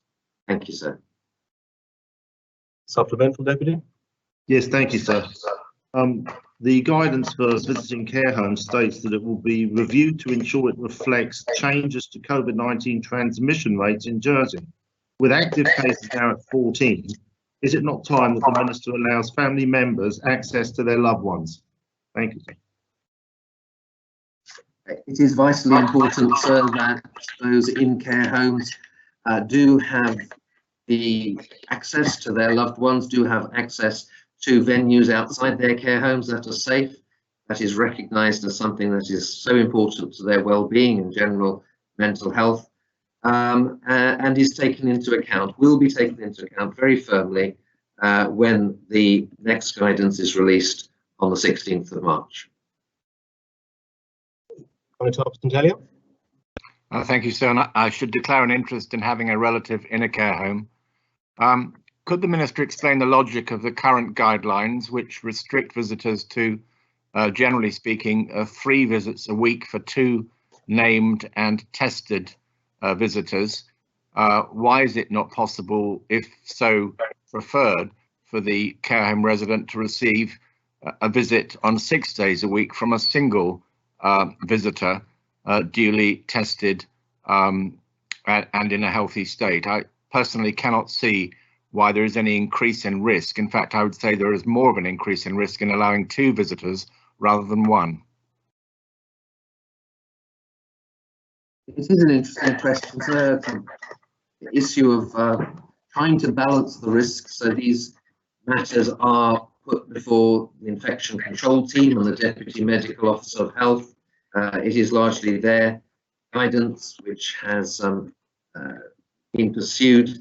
And they decided that that frequency of visits was too great a risk at this moment, and so that has not been included in the guidance. But I undertake to put it again when considering the next review. Thank you, sir. A supplementary, please, sir.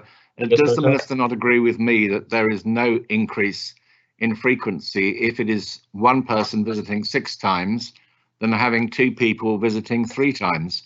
and that there is surely less risk involved in it being a single visitor. I can see the argument that the Conotable is putting forward. I don't have the response from infection control or why they might see things differently, but I undertake to put the Conotable's argument in our next discussions. Final supplementary, Deputy Eye. Thank you, sir. The guidance mentions that visits to residents who are not fully vaccinated, there is only a maximum of one named visitor per resident. Parents are having to choose who can visit their child, and children are having to decide which one of them can visit their parent.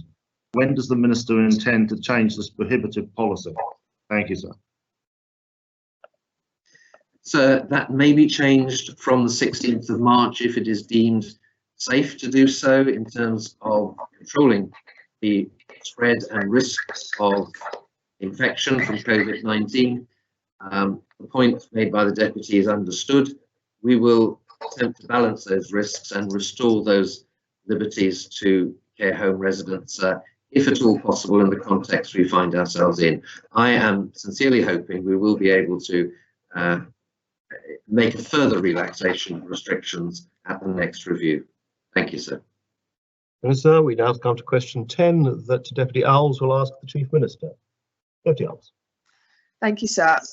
In light of citizens' panels and juries being set up by the government, will the Chief Minister state how the government will ensure that the people selected to take part in any such panels are representative of the island's population, and that all methods of collecting qualitative and quantitative data from these panels and juries are impartial and follow international best practices for market or social research?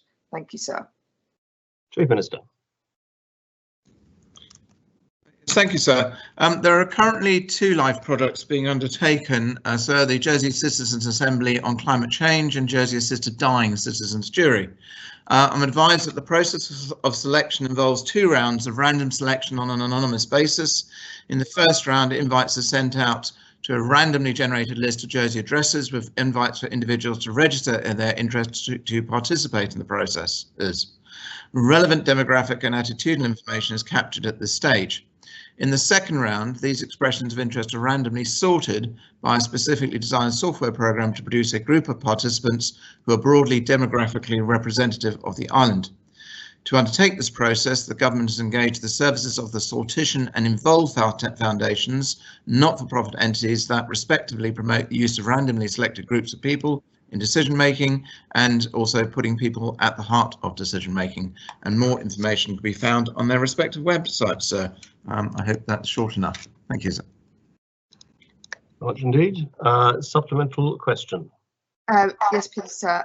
Can the Chief Minister state how he may have looked at the bias that might be introduced by having fixed predetermined days? I think one of them has Thursdays and Saturdays as part of the selection process, especially as people have to attend so many of them in order to be fully involved. Thank you, sir.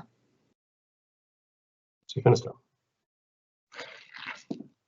I have to say, sir, I'm not cited on that. I do know, sir, that every effort has been made by engaging in this way, that essentially it is as unbiased as is possible, sir. My understanding particularly is that by having a sufficiently wide group from which the random selection is taken is one of the ways that the bias is removed, sir. In terms of days, I suspect the problem there, sir, is that, and this is an opinion, so I will have to go back and verify it, that by picking a working day, as it were, and a weekend day, one's trying to spread the load. I think the same problem can be identified no matter what days of the week are selected, sir, i.e. one's got to make a decision somewhere in there, and it will impact upon whoever cannot make those particular days. Well, I have questions from Deputy Doublé, Deputy Ward, Deputy Higgins, and then there'll be a final supplementary. Deputy Doublé.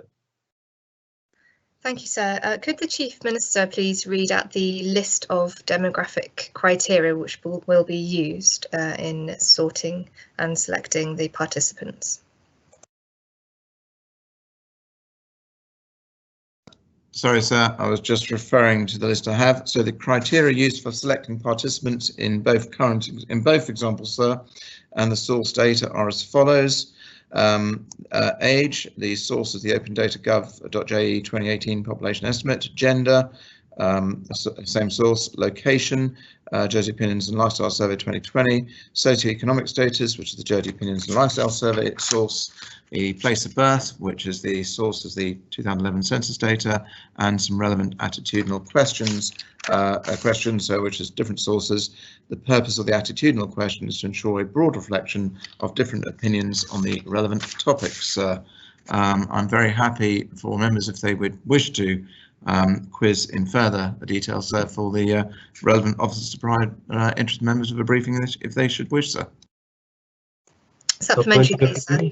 Yes. Yes, sir. The criteria that I am interested in, and I believe should be included, especially for the assisted dying consultation, is that of holding a religious belief or a non-religious belief, or indeed no particular beliefs, because that is a characteristic which is especially relevant to that consultation. So I'd be grateful if the Chief Minister could go back to his officers and inquire about that, please. So I'm very happy to do that and arrange a briefing, sir. As I said, the system has been set up to try and get as randomly selected, but also representative group as possible, sir. I was actually quite impressed when I was given the information, so I hope the Deputy is as well. Deputy Ward. Thank you, sir. Actually, part of my question has partly been answered. I just would like the Minister to confirm that the Sortition Foundation is involved, and it's the same one that helps set up panels around the world. And actually, that form of stratified sampling is quite a robust system. Just to confirm that it is the same Sortition Foundation that was used for the Climate Assembly in the UK and elsewhere. Thank you, sir. Two answers, sir. One is I agree absolutely with the Deputy in the difficulty pronouncing the title of the organisation, and yes, sir, I can confirm that is the case. So it is a very robust process that's been put in place. Supplementary to that, Deputy? No, sir. Thank you. Deputy Higgins. Thank you, sir. Will the Chief Minister tell members whether the same criteria was used in determining who was going to be on the panel that was reviewing the decision to place the hospital at Overdale? And if not, what criteria was used to set up that panel? Sir, I would have to go away and identify it. What I do know about the panel that was established was that there was certainly no political involvement, and it was kept as at arm's length as possible in order to avoid influence. But I will happily go away and identify the process that was done. I think it has previously been put into the public domain, sir, but we are testing memory here, sir, but I will go and get information, sir. Very brief. Yes. Very brief one. Could the Chief Minister also check and provide us with the demographics of that panel as well? Thank you, sir. Yes, sir, willingly, sir. Thank you. Final supplementary, Deputy Alves. Thank you, sir. So will the Chief Minister confirm then whether the Sortition Foundation will be involved throughout the whole duration of the existence of these assemblies and juries when they're collecting data and points of view, etc.? Thank you, sir. So my understanding is the whole point of the involvement of Sortition is purely to get the assembly/jury established, sir, that they then don't facilitate or anything along those lines during the deliberations. My understanding is that they are involved in creating the bodies that we're talking about, sir. Very well. We have come to question 11. The Deputy Taddy will ask the Assistant Chief Minister. Deputy. Thank you. Will the Minister advise what consultation, if any, was undertaken with the residents of Llanelwedd Park and Clodagh Sub area before the decision was made to relocate Overdale facilities to the old school site? Yeah, thank you, sir. I'll briefly outline the process and the consultation as it has taken place. As we heard in a previous answer, sir, after the decision to select Overdale as a preferred site, work began to identify suitable locations for the relocation of services currently offered at Overdale. To do this, clinically led options and appraisals were undertaken, which looked at a range of potential locations within the current healthcare services and wider government of Jersey estate, sir. Following this process, a decision was made to relocate by the political oversight group to relocate, and council minister, sir, to relocate the services currently on offer at Overdale to the former Lekenove School in St Brelard, sir.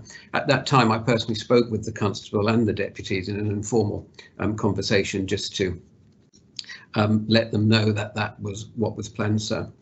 Following the presentation was then made to States members and a public announcement later that day, sir.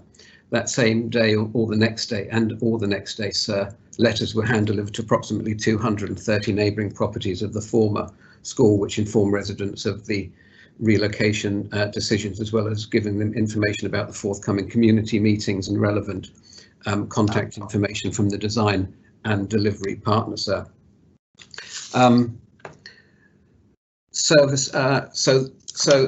Following then the first residents meeting was held on the 18th of February, at which 16 people attended, sir. Those present at the meeting were given a general project update and an introduction of the engagement. I ask you to bring your answer to an end, please, sir. Yes, sir. It is quite a bit of information I need to give out, sir, but I'll stop there and hopefully I can address the rest in supplementaries. Thank you. Very much. Yes, supplemental, Deputy Tony. Yeah, I thank the Minister for that answer. He could perhaps circulate that written to me. The key point that he's made is that there was no consultation done with residents before the decision was made, and that they simply received a letter informing them that a decision had been made after the fact. Does he think that this is satisfactory? And I do have other questions, sir, but I think that's the first question. The decision in principle was made, sir. There's still a process to go through, and I'm not sure there was any other way to do it. Once we've made a decision, I can't see consultation, sir, before a favoured site, a favoured option is chosen. Once we've chosen that favoured option, it's far better, sir, than to engage in consultation. Following that, I do understand the deputy's point, and I also understand, sir, that we need to continue to improve the interaction with neighbours, sir. We had a fairly low turnout, sir, and I think the consultants have learnt from that they need to work harder to engage with the parish authorities and the neighbours to get greater attendance, sir. But we're absolutely committed to delivering a proper and detailed consultation process to ensure all neighbours and stakeholders, and indeed any other islanders who wish to participate, can do so. And I would ask islanders wishing to participate to make contact with the project teams, and they can do that very easily through our website and social media, so, or even contacting me or any other members of the political oversight group directly, sir. So whilst I do accept the deputy's criticism, sir, I want to reassure him that the work is underway for a thorough consultation process to take place. Mr. Brelard. Thank you, sir. And I acknowledge the Minister's comments with regard to consultation with the parish, but would he acknowledge that the correct process might be to consult with the road authority in question, with responsibility for the roads in the area, that being the Parish Roads Committee, sir, because it really is quite crucial, and I suggest that failing to do this will result in people not being able to get to the hospital. So I just ask for his acknowledgement of that, and perhaps to give a positive timeline as to when that might happen. Thank you, sir. Thank you, sir. I do acknowledge that, sir, absolutely, and have asked the project team to do that, sir, and I will come back directly to the constable and the deputy, sir, with an update on the project timeline, sir. We all, I mean, just despite no matter how long we've all been engaged in these kinds of projects, we do continue to learn. So, and I thank the Constable for the guidance that he's given us throughout the project. So I'll undertake to come back to him with a detailed timeline. Supplemental, Connie Todd. I thank the Minister for his answer, sir. I have Senator Pallett and then the final supplementary. Senator Pallett. Thank you, sir. The Minister used the words "in principle." Has the decision to use Leqembi been decided, or is it still a decision to be made? No, sir. The decision decided, sir. I say in principle because during the consultation process, or the next phase of work, so in preparation for this, if something untoward was to come up or something that indicated that it wasn't possible, sir, then there might have to be a change of plan. I'm pleased to say that nothing has come up to that effect yet, sir, but we always must prepare for that eventuality. So for the avoidance of doubt, sir, it is very much hope that Leqembi, the former Leqembi school building, will be used, sir, for the relocation of the important services currently on offer at Overdale. So I hope that's clear. Supplementary, sir. Yes, indeed. So it sounds as if the decision's been made. It's a fait accompli. Residents, I'm not sure, sir, what they're actually going to be consulted on because the decision's been made. But could the Minister ensure, or Deputy Chief Minister ensure that that consultation or those that are spoken to are not just those that are immediately in the vicinity of the school, that it's much more broader than that. The impact of such a move of Overdale to this site will have an impact all across the area on a day-to-day basis, far larger than I think the school had when it was situated on the site. So can he ensure that actually the consultation goes much broader than where it's been so far? To only have 16 at a consultation meeting is frankly appalling. Yes, I can assure the Senator of that. It was disappointing to have 16 when over 230 letters were hand delivered to neighbours, sir, but the team are going to work harder to engage more residents, and not just within the immediate area, but within the parish. And of course, I extend the invitation I made earlier to all islanders who wish to participate to make contact with the project team, sir, via the Our Hospital website. And of course, we will be as inclusive as we need to be, sir, to ensure islanders are properly informed and consulted with. Final supplementary, Deputy Tadier. Thank you, sir. I'm surprised to hear that so few letters have gone out. Knowing the area very well, I know that just Leqembi Park and Clos de Sable have over 500 individual residences themselves, and they're the immediate neighbours without considering the other neighbours that are also adjacent. So would the Minister give an undertaking to have an effective consultation, notwithstanding the difficulties provided by the pandemic, perhaps which could be led by those of us who know the area and have represented it for quite a long time, to facilitate his department in that? Yes, absolutely, sir. I've asked the team to make sure they engage proactively with the parish and the parish representatives. I hope Deputy Truscott and Deputy Tadier will note, sir, that I always try to engage directly with them, and I'll continue to do that. So I think with hindsight, the consultants have realised that it is important to cast a net further.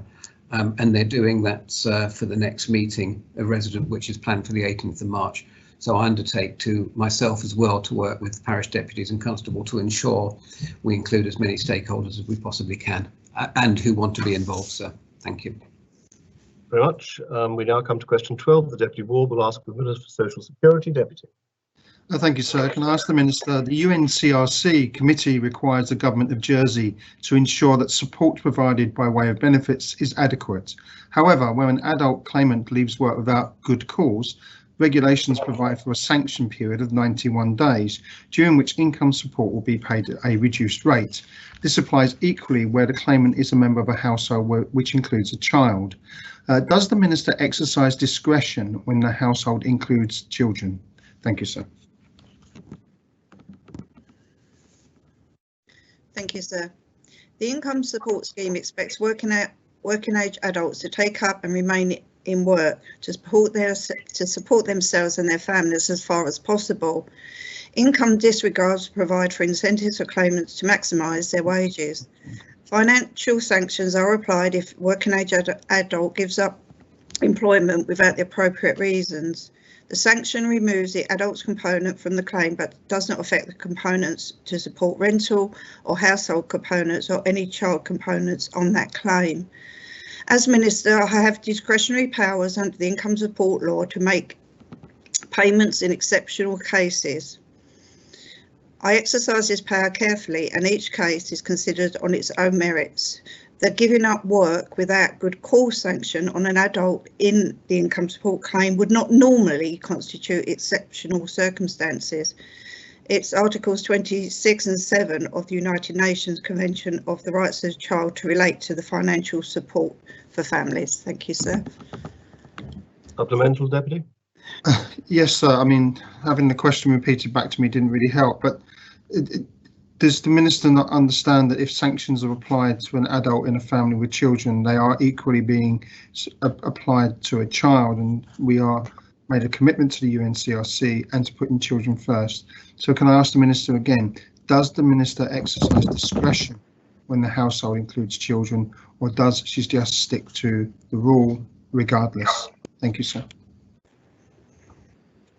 Thank you, Deputy. I thought I did answer that. I said in exceptional circumstances I can use discretion. I don't normally use discretion on the giving up work sanction. And to put this in context, we had 183 giving up work sanctions issued in 2020 out of 637 claims. And you know, there are different circumstances. Always speak to the person down at Back to Work and explain why you feel you can't carry on your job. There are reasons, there are exceptions as well that you can leave work, but income support is there to support people, and it is an in-work benefit. Thank you. Deputy Sutton. Thank you, sir. The Minister talked about a certain number of cases of giving up work without due cause. How many of those cases was there any children involved in the family grouping? Yeah, I was reading that and at the same time thinking the same question. I'll have to get back to the Deputy and find that one out. I don't know if that's differentiated. That's the total for 2020, but I will check how many of those families had children. I'm sorry about that. I should have asked for that information prior. Supplementary, sir, if I may. Yes, Deputy. Thank you. And in how many cases involving children or not did the Minister use discretion to relieve relief of some of the sanction over the 90 days? Again, I'd have to check that, but because there's different sanctions of giving up work and actually not looking for work. And as I say, I do have discretion to make payments. I haven't got that number at the top of my head, but it's not. It wouldn't be many. Final supplementary, Deputy Ward. Yes, sir. Forgive me. I just wanted a clarity to the answer previously. The Minister had this question in advance, and so they had the opportunity to find out the answer. I took from your answer that you do not exercise discretion in these cases because you do not exercise discretion in terms of the sanction for those who leave work, regardless of whether there's children there. Can you confirm with a yes or no whether that's the case, i.e. you do not exercise discretion? Thank you, sir. It's just for clarity. Yes, if I could just remind you, Deputy, and indeed others, to address through the chair. One doesn't address the Minister. Sorry. Mentions the Minister. It's all right. It's just a gentle reminder. It was very difficult to word that question. But anyway, carry on. Yes, Minister. I said it would not normally constitute exceptional circumstances, so no, I would not exercise discretion in that case. Thank you. Come to question 13. The Deputy Morell will ask of the Minister for International Development. Deputy. Thank you, sir. What actions, if any, is the Minister taking to help people in developing countries gain access to COVID-19 vaccines? Minister. Thank you, sir. We're incredibly fortunate that Jersey is in such a promising and positive position with our own vaccination programme. During an unprecedented global health emergency, it is vital that Jersey extends its assistance to countries most in need, distributing the COVID vaccine. We recognise that no one is safe until everyone is safe. Jersey Overseas Aid is currently in touch with the main participants in the COVAX scheme, which aims to distribute at least 1.3 billion vaccine doses to vulnerable populations worldwide, and commissioners are reviewing the most effective way of giving Jersey support to such vaccine sharing schemes. This will be in addition to the 1.5 million COVID-related humanitarian assistance we have already provided to some of the world's poorest and most vulnerable people in the world. Supplementary, Deputy. Thank you, sir, and I thank the Minister for her response. Could the Minister confirm that from her answer, it sounded as though no action has yet been taken to assist with the COVAX vaccine? And also the WHO recently, in fact yesterday, said that COVAX is correcting the glaring inequity, which has been an unfortunate hallmark of the global vaccine rollout to date. Would the Minister agree with that statement? And can she confirm whether or not we have started helping the COVAX rollout? So we're currently in negotiation with COVAX, and we are seeing which is the best and most effective way for Jersey to give its aid, whether it's directly with the DEC or whether it's through one of our agencies like UNICEF that we use, and we can get stuff on the ground sometimes incredibly quickly. So we are currently researching that, but it is our intention to very much help in that regard. And so just quickly, the second part of my question was, does she agree about the glaring inequity of the vaccine rollout, as the WHO said yesterday? I haven't researched that particular issue. All we can do is to ensure that we have monies and we are putting them in the most effective places. We are, as I say, we made a decision last week in the commissioners' meeting that we need to help and research what COVAX are actually doing and the best way that Jersey Overseas Aid can assist. Thank you very much. Very well. We come to question 14. The Deputy Ward will ask for the Minister for the Environment. Deputy Ward. Thank you, sir. Will the Minister advise what records, if any, are kept by his department of incidences where residential rental properties have failed fire safety standards? And will he provide the number of any such incidences for each of the last 3 years? Thank you, sir. Thank you, sir. Fire safety standards in residential rental properties fall within the scope of the Public Health and Safety Rented Dwellings Law, building control regulations, and those that require fire certificates for houses in multiple occupation.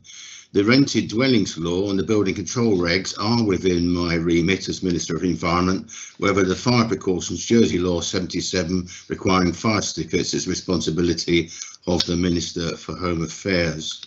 So records only exist for properties Environmental Health Department know about. This is following the decision of the Assembly to reject the register of such properties to enable the minimum standards. So those properties comprise of registered lodging houses and rented dwellings that came to their attention through either complaint or applications to join the voluntary rent safe scheme. In the past 3 years, environmental health officers have carried out over 3,300 inspections, including 272 registered lodging houses with multiple rented dwellings, and dealt with 491 tenant complaints related to minimum standards under that law. This has resulted in the issue of 74 notices listing multiple hazards which are prescribed within the order. Where officers have any fire safety concerns, they will work with the fire service and issue heat detectors. There have been less than 15 cases. Answer to a crucial point, sir. There have been less than 15 cases where they have been issued. There's a lot of information to get across, sir. Thank you. Yes. Well, Deputy Ward, supplemental question. Thank you, sir. And I thank the Minister for his answer, which was detailed. Can I gain from that? So I asked the Minister that we are looking at really a snapshot there, and if you extrapolate across all rental properties, we could have an issue of much more a much bigger problem in terms of fire safety standards, unless we have some form of formal licensing system. So I think the Deputy is right. There's no question fire safety is crucial importance. I'm very confident that the part of our laws that deal with building bylaws, which set the standards for the construction of new buildings and amendments to buildings, is in a very good shape to ensure that those works do make sure fire safety. However, that law doesn't deal with pre-existing buildings that don't comply with bylaws. Frankly, we introduced that law, the residential properties law, to achieve minimum standards, and frankly I've been very, very disappointed that we weren't able to persuade the Assembly of the benefits of having a registration, a licensing system to help us follow up. So we are having to respond to complaints, sir, and I think the level of complaint does seem to be pretty consistent. Last information was the CAB in 2018, about 128 cases for various hazards, including fire risks, sir. Very much. Senator Beswick. Thank you, sir. And it follows on from the last part of the Minister's answer just then. Could he tell the Assembly whether he is of the view that without the licensing scheme which he proposed earlier, that there is every likelihood or possibility that there are people out there living in conditions which are unsafe, which his officers currently do not have the tools they need to identify that and then do something about it? So I think the situation is that the law that was passed by the Assembly in 2018 did provide powers for a register for the purposes of to ensure the safety of rented dwellings and health and safety of persons occupying such dwellings. Having brought forward and had several debates, of course the Assembly knows I wasn't able to persuade the Assembly that we had such a need, so therefore we use what we have. I can say there is a gap. When I attended the British Irish Council meeting this week on the question, I discovered that several jurisdictions have such a register in place and have introduced it because they see this as a problem. And I think this is something where I'm determined that this will have to be put right at some point.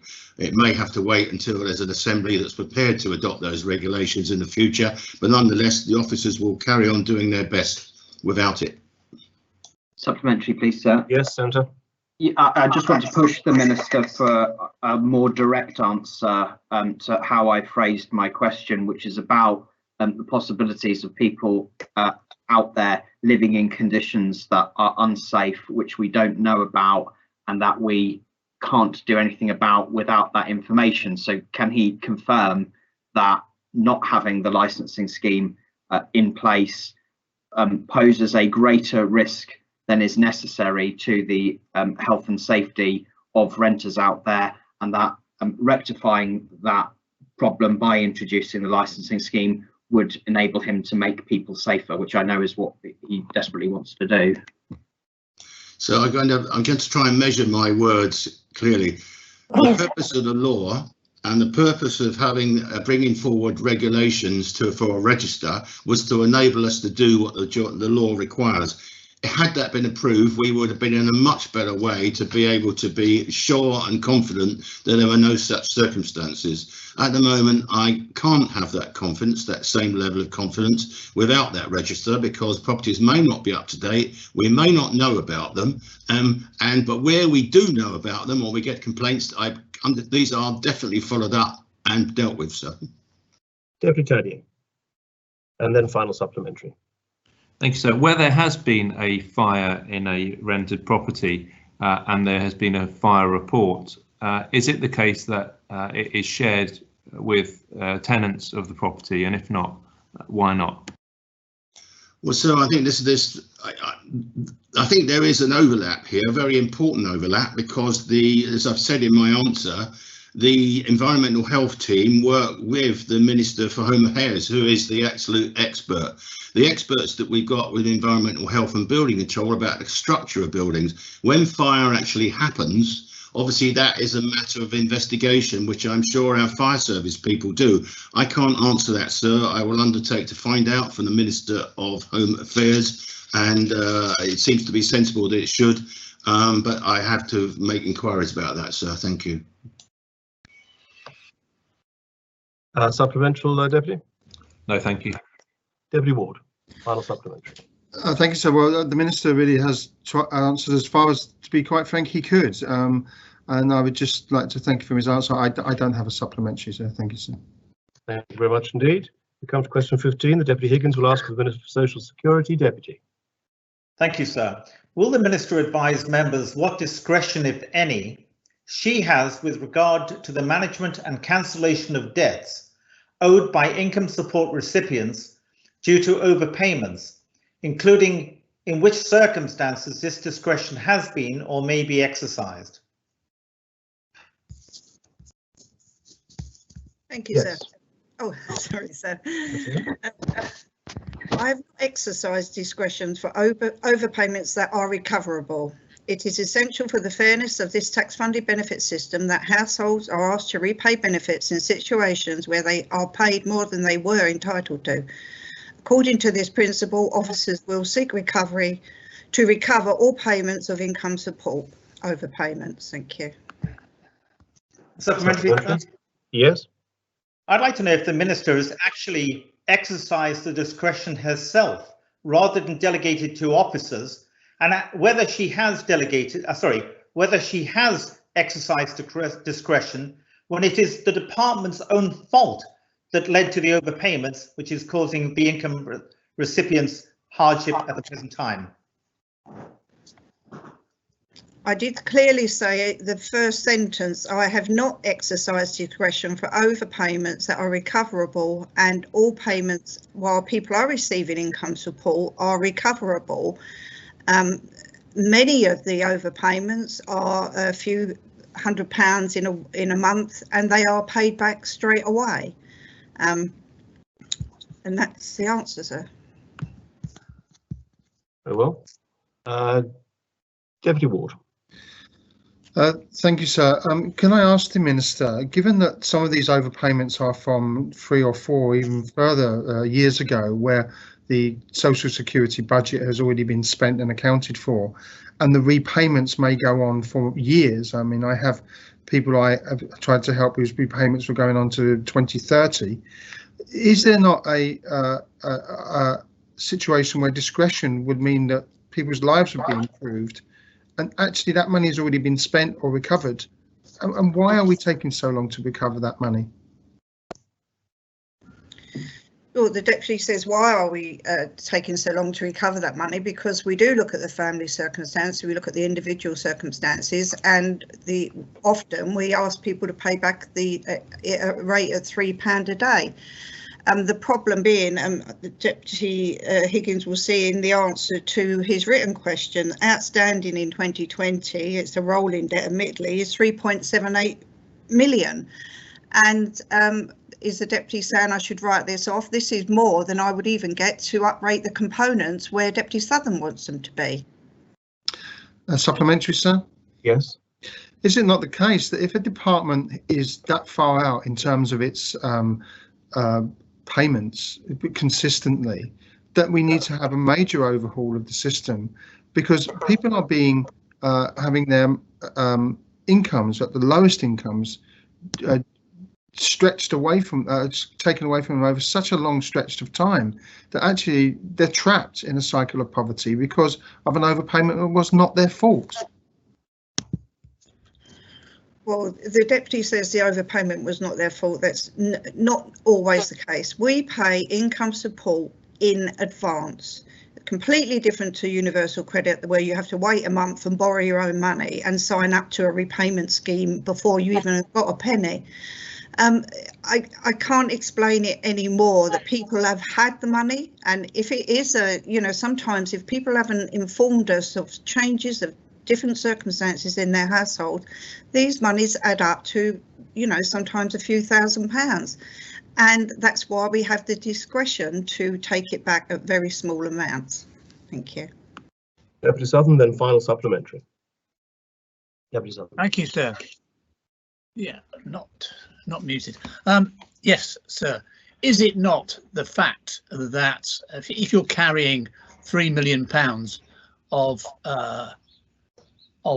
owed money, some of which has been created as overpaid because of the departmental mistake, should you not be encouraging more efficiency in your department by saying that will be lost if you don't correctly assess cases in front of you? Again, the deputy says that the department is not correctly assessing. The department is correctly assessing on the information supplied by the income support family. Now, if this is a week, a month or a few months out, and the department makes the overpayment, again, because it's always paid in advance. It's not rocket science. We all know what the components are and then the disregards, but it does depend on people telling people if circumstances change in that household. Has somebody moved in? Has somebody started work? Are you doing more hours? And then that's when the overpayments appear.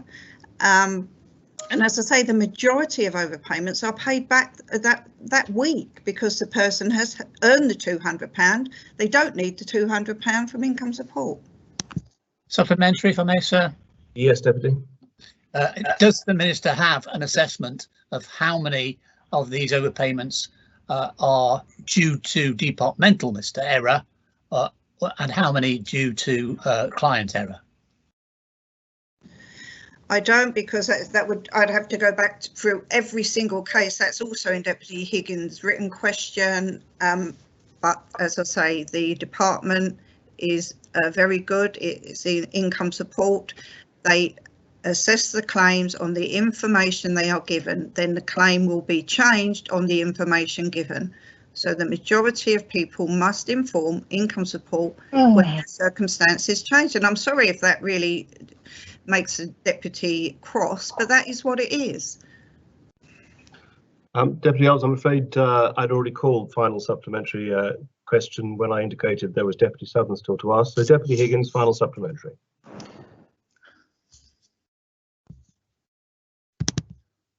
Sorry, Deputy Higgins. Sorry, a notice came up blocking the microphone. Yes, the Minister has accumulated, or the department has accumulated debts at least 2 million in 2016, up to 3.7 million now because of overpayments. Many of those overpayments were by the department and they will not acknowledge and hide behind the law. Will the Minister not accept that the alternative that these people are faced with, some of them are faced with, is to declare themselves bankrupt and then the states won't get the money back? Is the Minister prepared to use their discretion and look at these cases and sort out which ones are genuine errors on the part of the department and not penalise the people? This is not the first time this deputy or other deputies asked me to say if it's an error, and if it's an error on the department, would the Minister look at the discretion and write this off? The only way I can put this is we've all been employed, sir. We've all been paid a wage. And my boss paid me £400 too much in March. And he said to me, keep that because you're very good, but don't tell anybody else either. No, he didn't, sir. He took the £400 straight out of my wages in April. I really don't understand. This is not my money. The overpayments happen at the department, and they only happen on if somebody, the majority, 99% of the time, when the household has not kept up or told the department quick enough that there's been a change in circumstances. Thank you, sir. And what about the other one? We come to question 16. The Deputy Alves will ask the Minister for Health and Social Services. Deputy Alves. Thank you, sir. Are reminders sent to the people taking part in workforce testing, given that such testing is meant to be undertaken at regular intervals? Thank you, sir. Minister. Sir, islanders who are eligible for workforce testing are required to book in for their first test appointment. Information on this process is provided through the government website. Once registered, the appointment details are provided by email. Following completion of the first appointment, the process is then automated, where follow-up appointments are provided by email, with the timings of follow-up appointments being based on the priority group registration. Thank you, sir. Yes. Supplemental, Deputy? Yes, please, sir. Can the Minister state when this automated follow-up testing email system was set up, as I have personally signed up for the workforce testing last year and have not had any follow-up email sent, and I'm also aware of other members of my family and friends who are in the same situation. So could the Minister state when this automatic follow-up appointment system was put into place, please, sir? Thank you. Yes, Minister. Minister? So I will endeavour to find out that other information because I don't have it immediately to hand.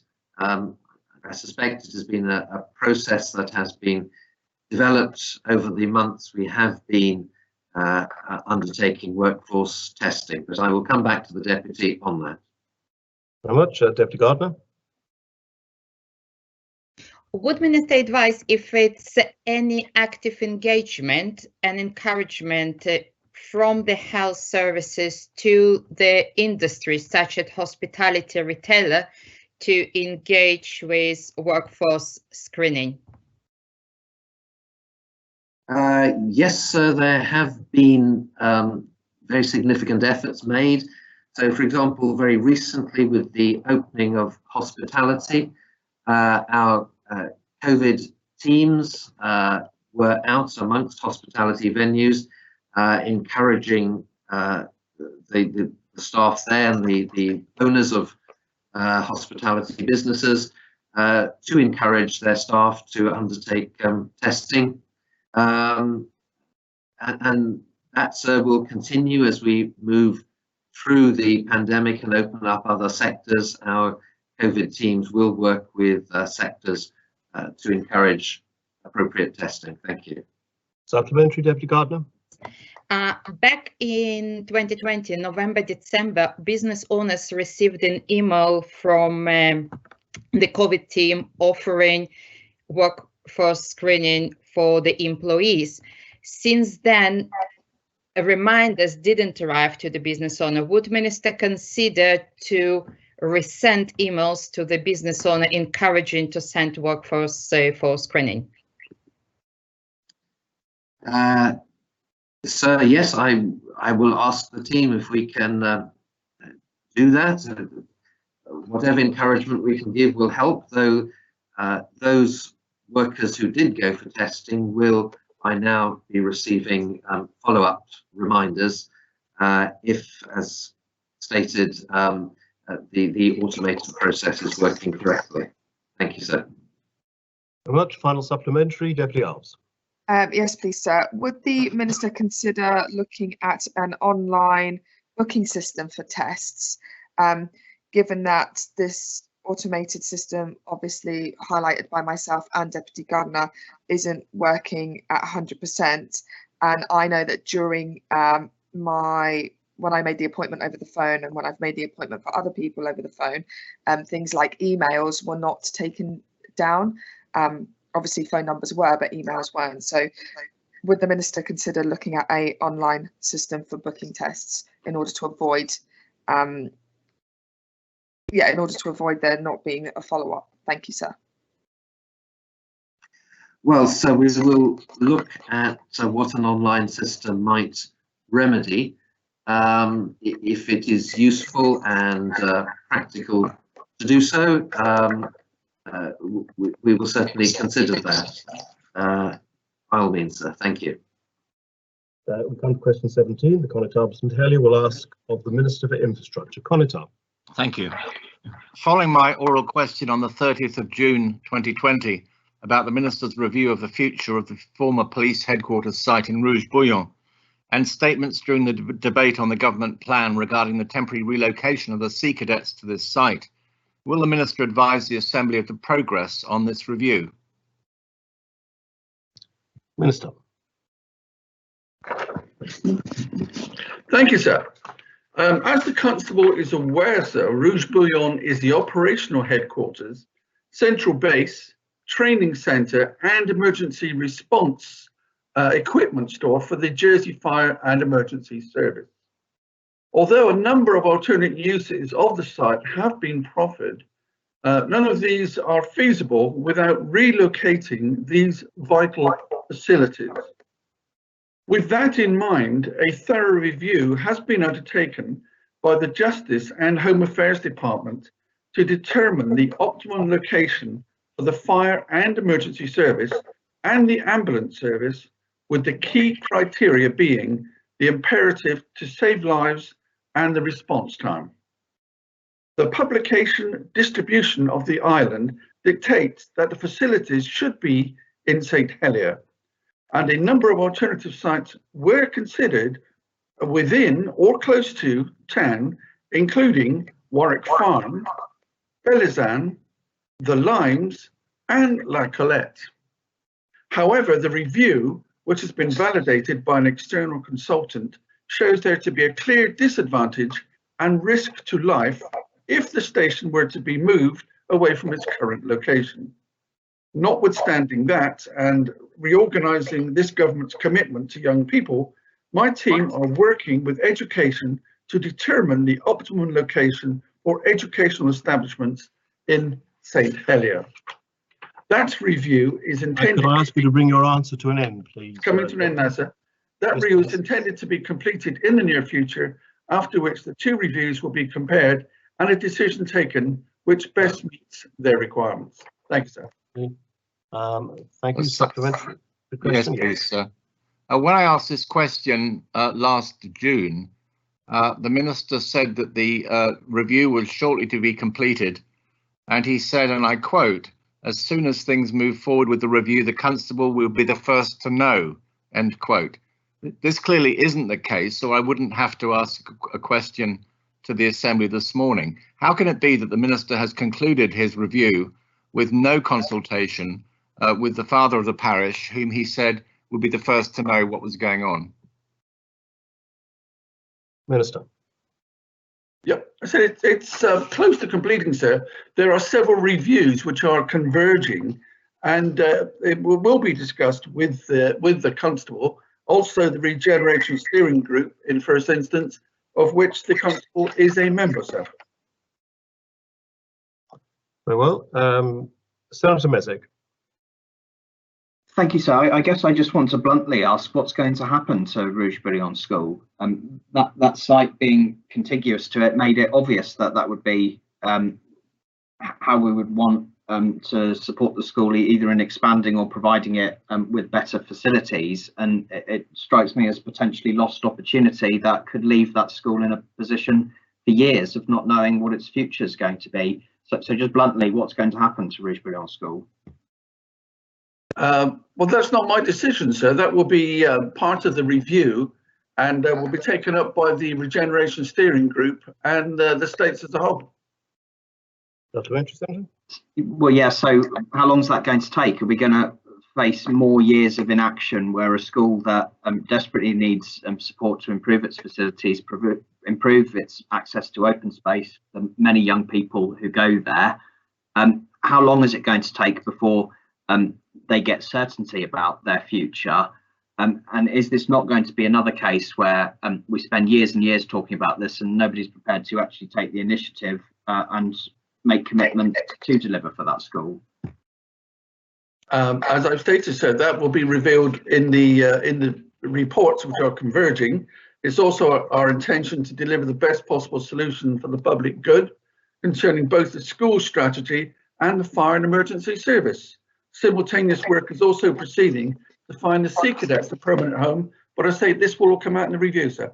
I don't have an exact timetable. As soon as it's completed, it will be presented to States members. We're into the last 2 minutes of injury time. Deputy Ward.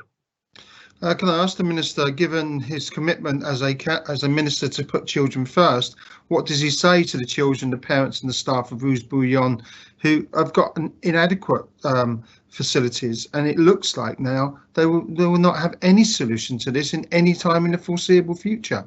Can he give them some reassurance that he is actually putting them first?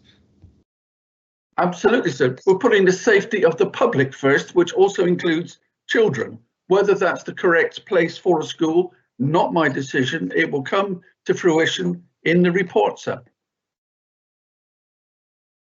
Supplementary, Deputy, there may be time. No, sir. I don't think I'll use the time. Thank you, sir. There may not be time, but Deputy Gardner, you're next. Thank you, sir. What role, if any, corporate assets management board that's responsible for decisions on the estates currently playing in the review regarding Rouge Bouillon, and if they engage with parents and schools as stakeholders?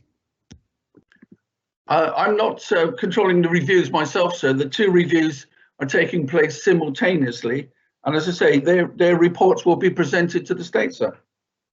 Well, that ends the period available for questions with notice. We now move on to 3 question periods without notice. The first is for the Minister for External Relations, and the first is Senator Moore. Thank you, sir. Would the Minister update the Assembly concerning the export of fish and shellfish to both Saint-Malo and Granville?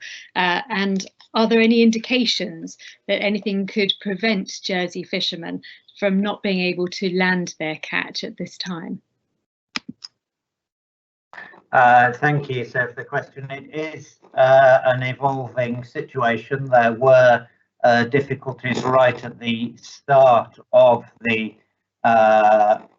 implementation of the TECA agreement, and there was a period where those problems were alleviated slightly, but it's fair to say over the last number of days difficulties have been encountered again. Some of those difficulties are around produce like whelks and where they are fished from, what categories of waters they are, and the cleaning processes that need to be undertaken. That's certainly those are experiencing those difficulties at Granville.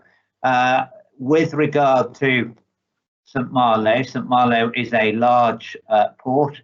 Our wholesalers using the Normandy Trader, because of course Condor's schedule is much reduced because of COVID, are finding that securing a slot is also a difficulty, but the government is supporting in all of those cases. Supplementary. Thank you, sir. Could the Minister outline how he is engaging with the French authorities to smooth the way on these important matters? Yes, so there are individual fishermen who have been doing that, but my officials, both in the EU Directorate and in the office in Caen, are speaking directly with officials on the harbour side as well as officials in the region, and I am in communication with political colleagues as well in the region. Senator Mezek. Thank you, sir. In yesterday's JEP, in relation to Jersey's relationship with the dictatorship and human rights abusers in the United Arab Emirates, the minister is quoted as saying, "The government of Jersey continues to believe that opening up new channels through which people can make connections and do business across borders will help to promote the open, democratic and rights-based approach advocated in Jersey." Could the minister confirm and provide the details of at least one occasion where either he or somebody on his behalf has directly advocated an open, democratic and rights-based approach, as he indicated in his quote yesterday? So the deputy, the senator and I don't agree on this particular issue. I've answered questions in the Assembly and confirmed that both I and, of course, together with UK officials and ministers have discussed issues around human rights, around democracy, with interlocutors in the UAE. Well, sir, if that's the case, then we don't disagree, and I'm pleased to hear it. I'm simply asking the minister if he can provide details about how he goes about doing that. Does he do it directly himself? Do people do it on his behalf? Does Jersey do it unilaterally, or only when working with other jurisdictions as well? I'd just like to know what it's like in the room when he puts to these dictators and human rights abusers that they need to stop being such dictators and human rights abusers. Well, of course, sir, I don't use the diplomatic language that the senator is using. It is about forming relationships and having open discussions and, of course, comparing and contrasting systems of democracy and human rights legislations. Of course, we follow the UK approach in these matters, which is why we followed them in sanctions and putting human rights abusers on our sanctions list and taking action against them. But of course, I have relationships with individuals, particularly in the UAE, and we have open and frank and discussions.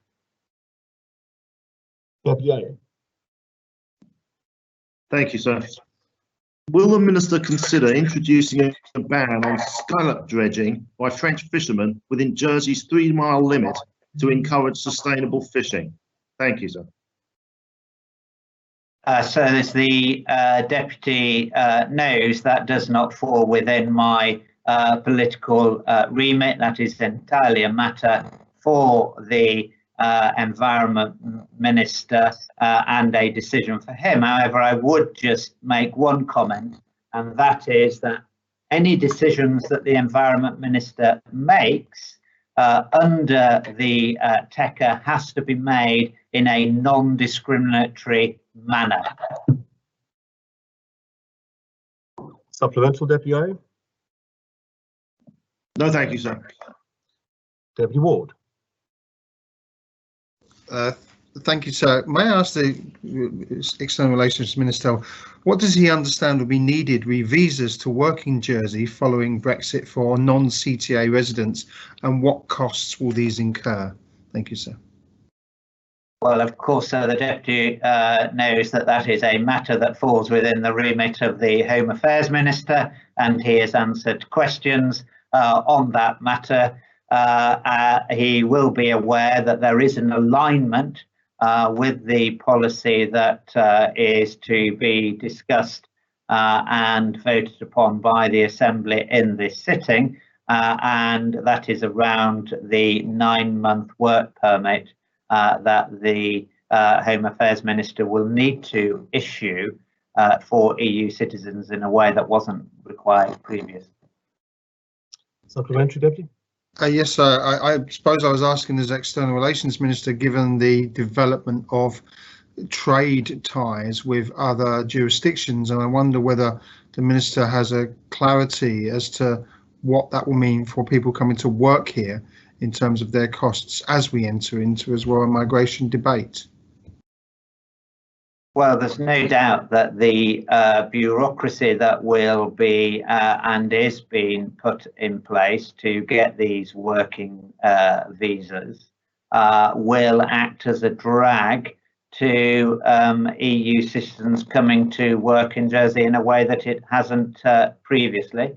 And it would seem to me that we are more likely to see perhaps the increase in the flow of individuals from the CTA, because again, individuals in the CTA will find it more difficult to travel and work and settle in Europe than they did before Brexit. But the restrictions on those coming from the CTA have to be delivered in a non-discriminatory way. That's what the policy levers, which we are discussing in this sitting, are all about.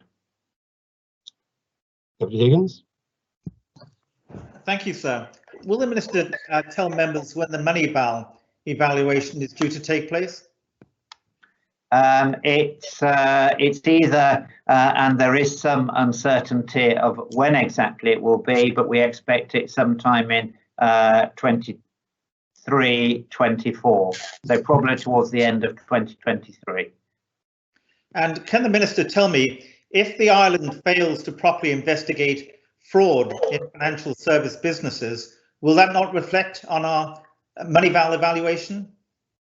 There are many factors which the Moneyval evaluators will consider in ensuring and reviewing our compliance with the FATF requirements, one of which, of course, is the appropriate prosecution of money laundering and financing of terrorism offences. Thank you. Deputy Morell. Thank you, sir. And apologies to the Minister if I've missed any announcement about this. But with regard to the TECA between the UK and EU, has the Minister received any clarity as to whether Jersey's 3, 6 and 12 mile limits will be measured from the offshore reefs as well as the islands, the offshore reefs being Les Écriaux and Les Manquiers, or is this still a matter to be decided? So as the Deputy knows, in response to his email, that I confirmed the TECA is a trade agreement and is not and does not change the limits that the Deputy has just referred to, nor does it change the access that is enjoyed currently under the GBA. There are questions being raised, and I think this is what the Deputy is referring to. So let's be clear, the TECA does not deal with sovereignty. The sovereignty of those reefs remain as they were. There are issues around baseline measurements which perhaps need to be addressed in due course, but they are not connected with the TECA. The access in the TECA is the same access that was available under the GBA arrangement. I know that that is not universally liked. I'll use that word.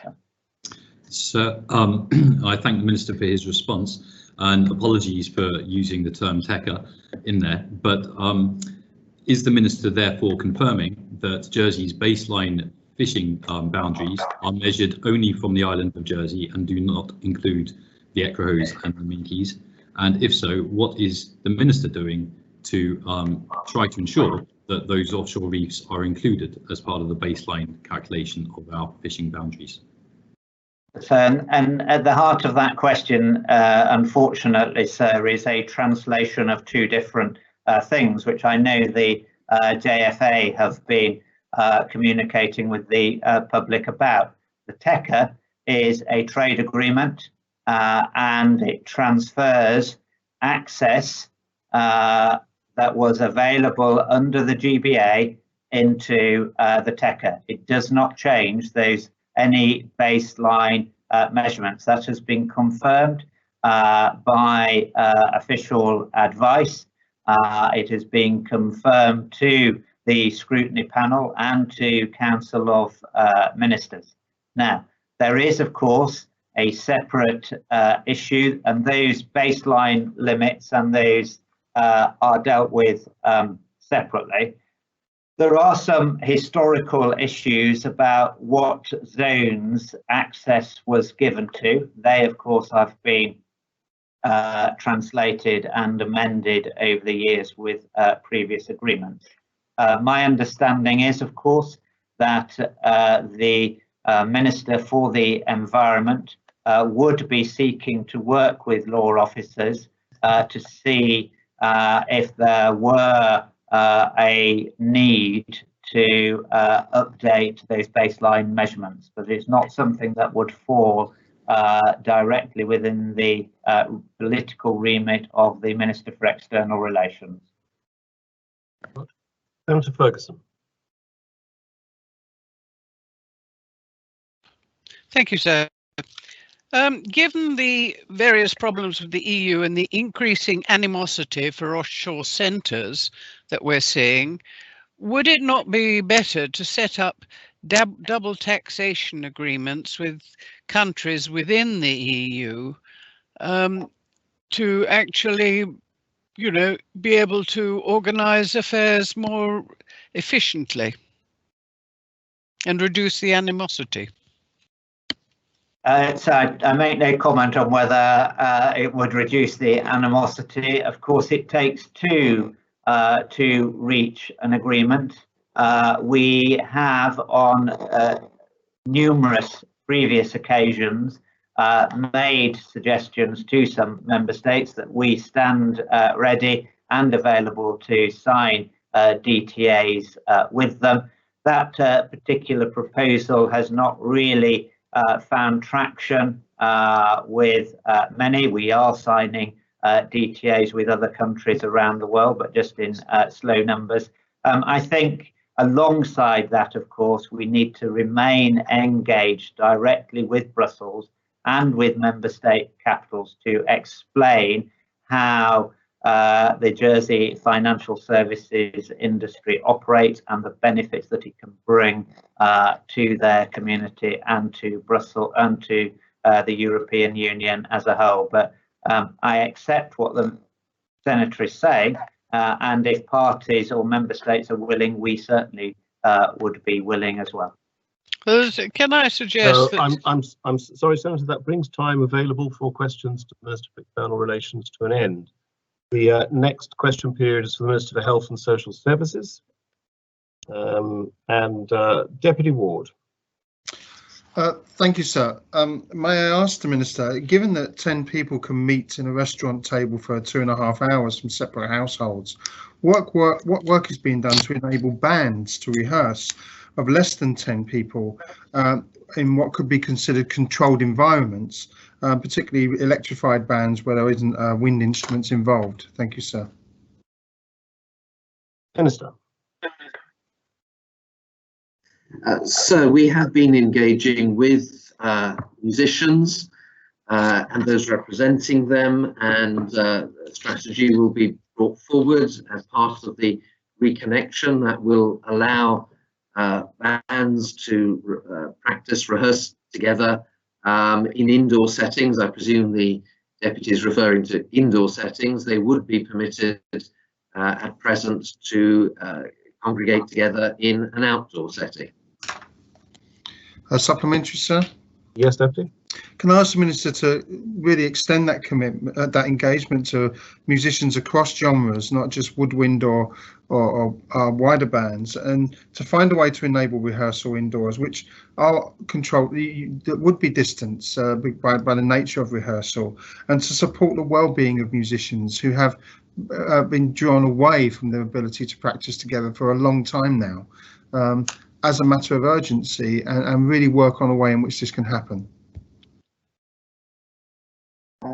Yes, sir, I would be happy to engage. If the Deputy wished to give me the names of people that he wished to contribute, then I will pass those on through the public health team. Thank you, sir. Very much. Deputy Gardner. We currently have very few cases of old variant COVID, which is to be celebrated. As the pandemic adapts to us, we will need to adapt to it. In respect of this, what new measures are being taken to protect the island from the new variant COVID, such as Brazil, South Africa, and others? So we rely to a significant extent on the measures in the UK, because anyone travelling from South America or Southern Africa, for example, will not arrive in Jersey directly, but will far more likely to come through the UK. So we have been in touch with the UK public health authorities and are very much aware of the restrictions there. If any persons travel on to Jersey, having undertaken their quarantine period in a hotel in the UK, they have to undertake a further period of quarantine and be tested 3 times when arriving in Jersey. So in that way, we believe we are monitoring as closely as we can any risks associated with travel from those areas where concerning variants may arise. Thank you. Supplementary, Deputy, yes. Thank you. As it was reported recently, there is an identified case of Brazil variant that skipped through the system in the UK, and there are many, maybe other fews. Would Minister ensure that our borders will continue to be, our border control and testing will be continue to be robust to ensure that new variant will not come to Jersey? Yes, sir. Our intention is absolutely to maintain a robust and safe border system that does its very best to keep out infection. We pay particular attention to the destinations declared by people, so that if it was declared that time was spent in South Africa or other countries of concern, we would pay particular attention to the isolation of those persons. Thank you, sir. Deputy Morell. Thank you, sir. Recently, sir, there were appalling reports in the United Kingdom of COVID patients with learning difficulties having do not resuscitate placed on their notes, their medical notes when they were in hospital. I was wondering if the Minister would be able to confirm whether or not such a horrendous practice exists in Jersey, and whether or not, people with learning disabilities would ordinarily have do not resuscitate placed on their medical notes should they be suffering from COVID and in hospitals.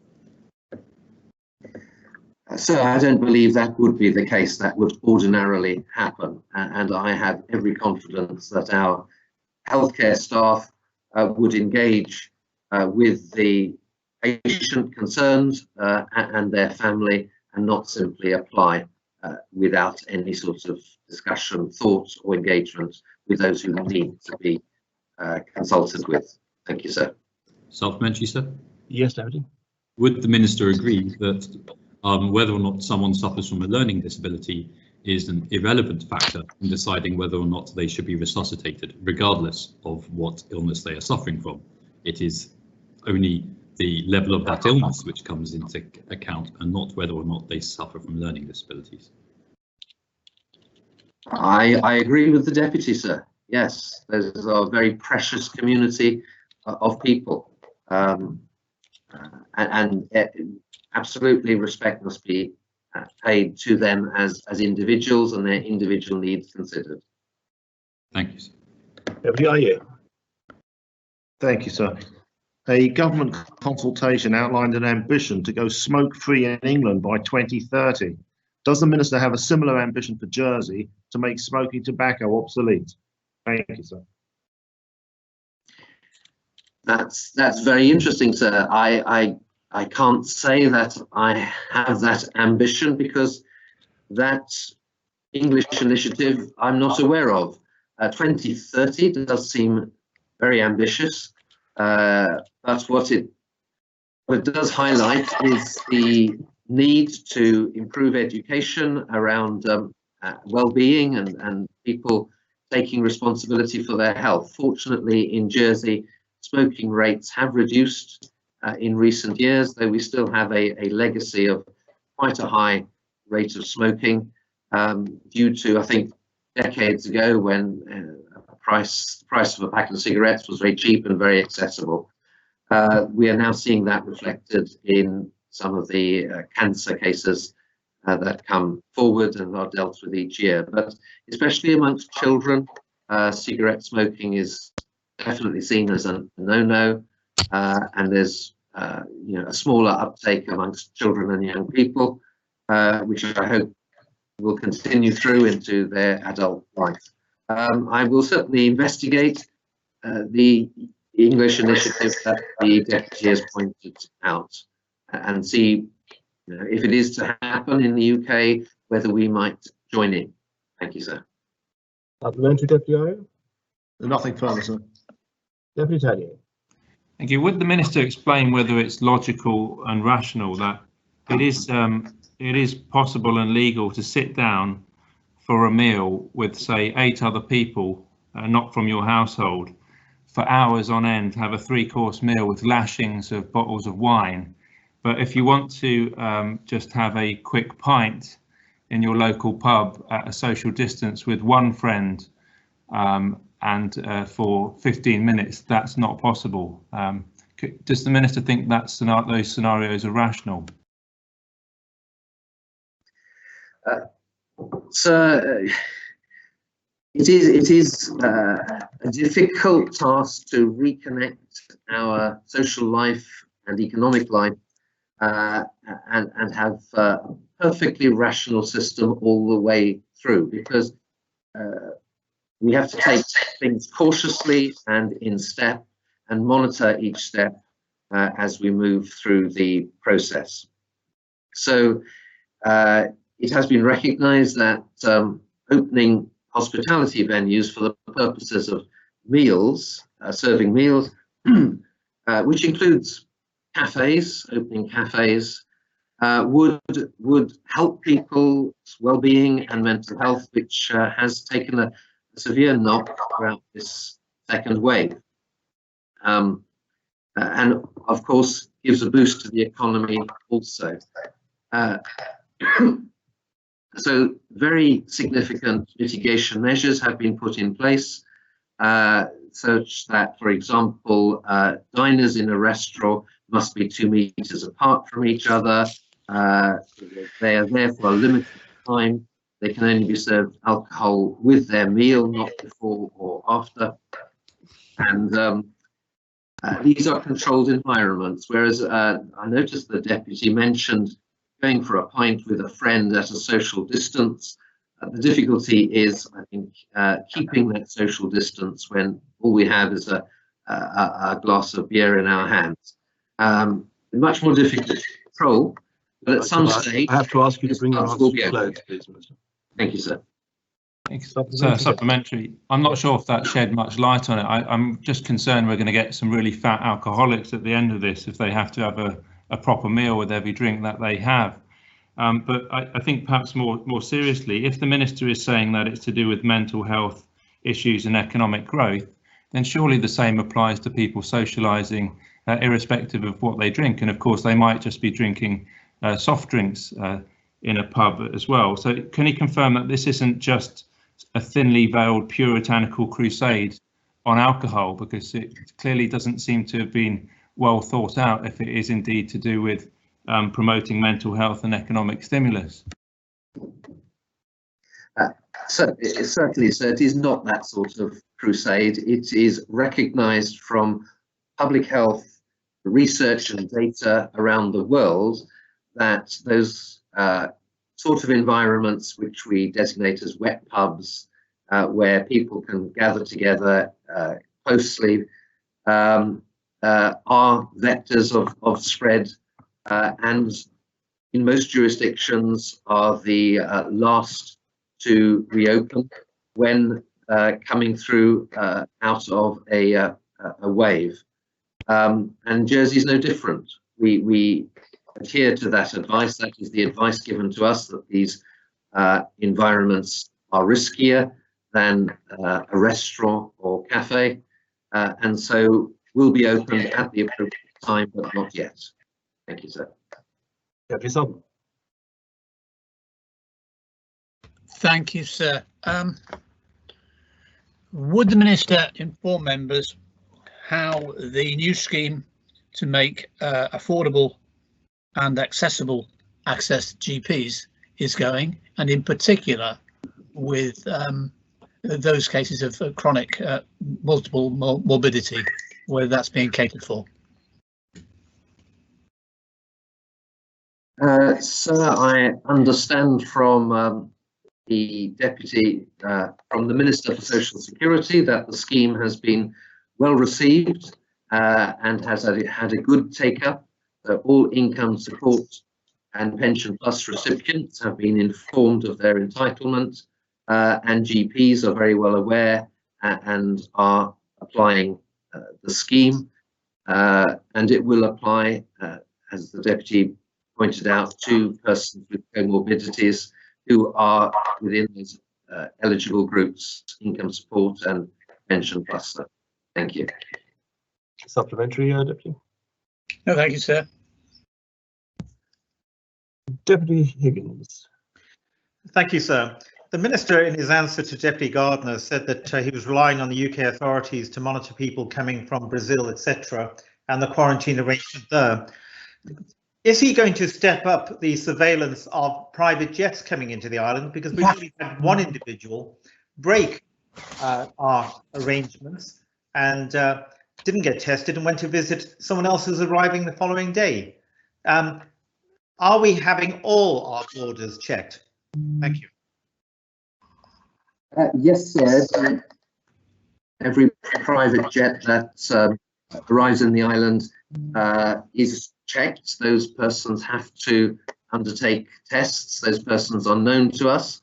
I'm surprised if the Deputy has just mentioned someone that wasn't known to us and wasn't tested, but if the Deputy wanted to give me details, then we could follow that up. But we certainly don't omit private travel by jets, planes or yachts, and all of that is port, and those passengers are subject to the same restrictions as persons arriving on commercial flights or boats. Thank you, sir.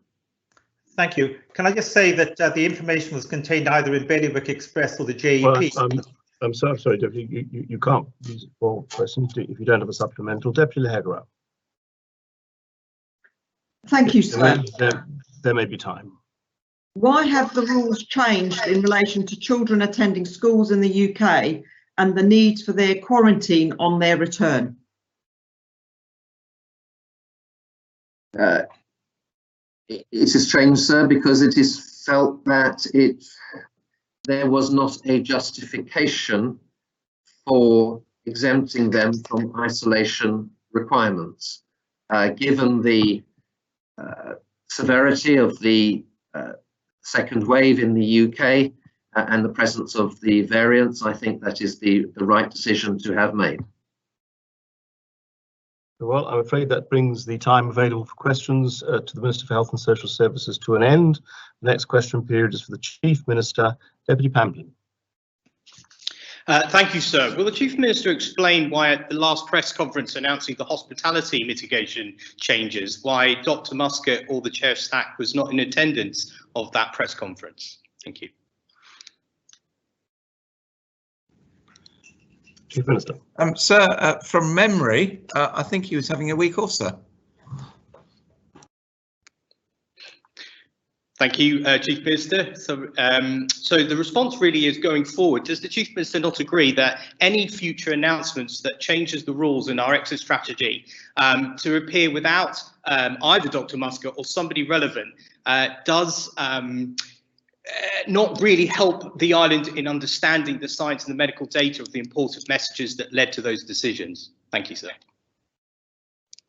So in the ideal world, we do try and appear with either Mr. Muscat or Mr. Armstrong, or Dr. Muscat and Mr. Armstrong. But so there are times when, according to I try and avoid the word operational reasons because usually that's literal, sir, i.e. they are operating or performing some form of medical procedure, or alternative in this instance where they weren't actually available because of the timing of the press conference.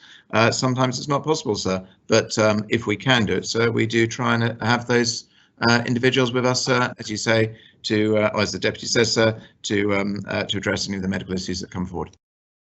Deputy Ash. Thank you, sir.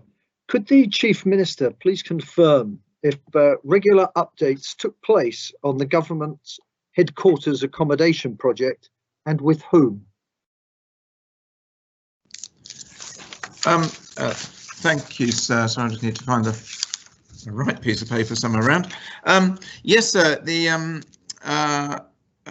essentially, sir, the strategic outline business case was approved by the Council Ministers, and I'm just grabbing a note, sir, in October 2019, and members were given a briefing in mid-November 2019, and the Corporate Service Scrutiny Panel and the Public Accounts Committee were also briefed in private on that same day, I understand. And certainly, sir, that is confirmed in their scrutiny minutes. And they also confirmed that in the minute of December 19, they would defer consideration of any possible work until it had received, as in the panel received, what's called the SOBC, which is the Strategic Outline Business Case, which was received on the 17th of December 19 and is just under 140 pages, sir. So the point is, that document was delivered to them roughly a week after that minutes. Might have been 2 weeks, but it was certainly in December 2019.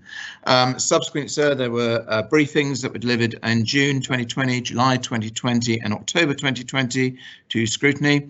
And according to our records, office accommodation papers, as considered by the Council Ministers, were received by scrutiny. And what I'm doing, so I'm actually reading off a letter that was sent to all members on the 25th of February, sir.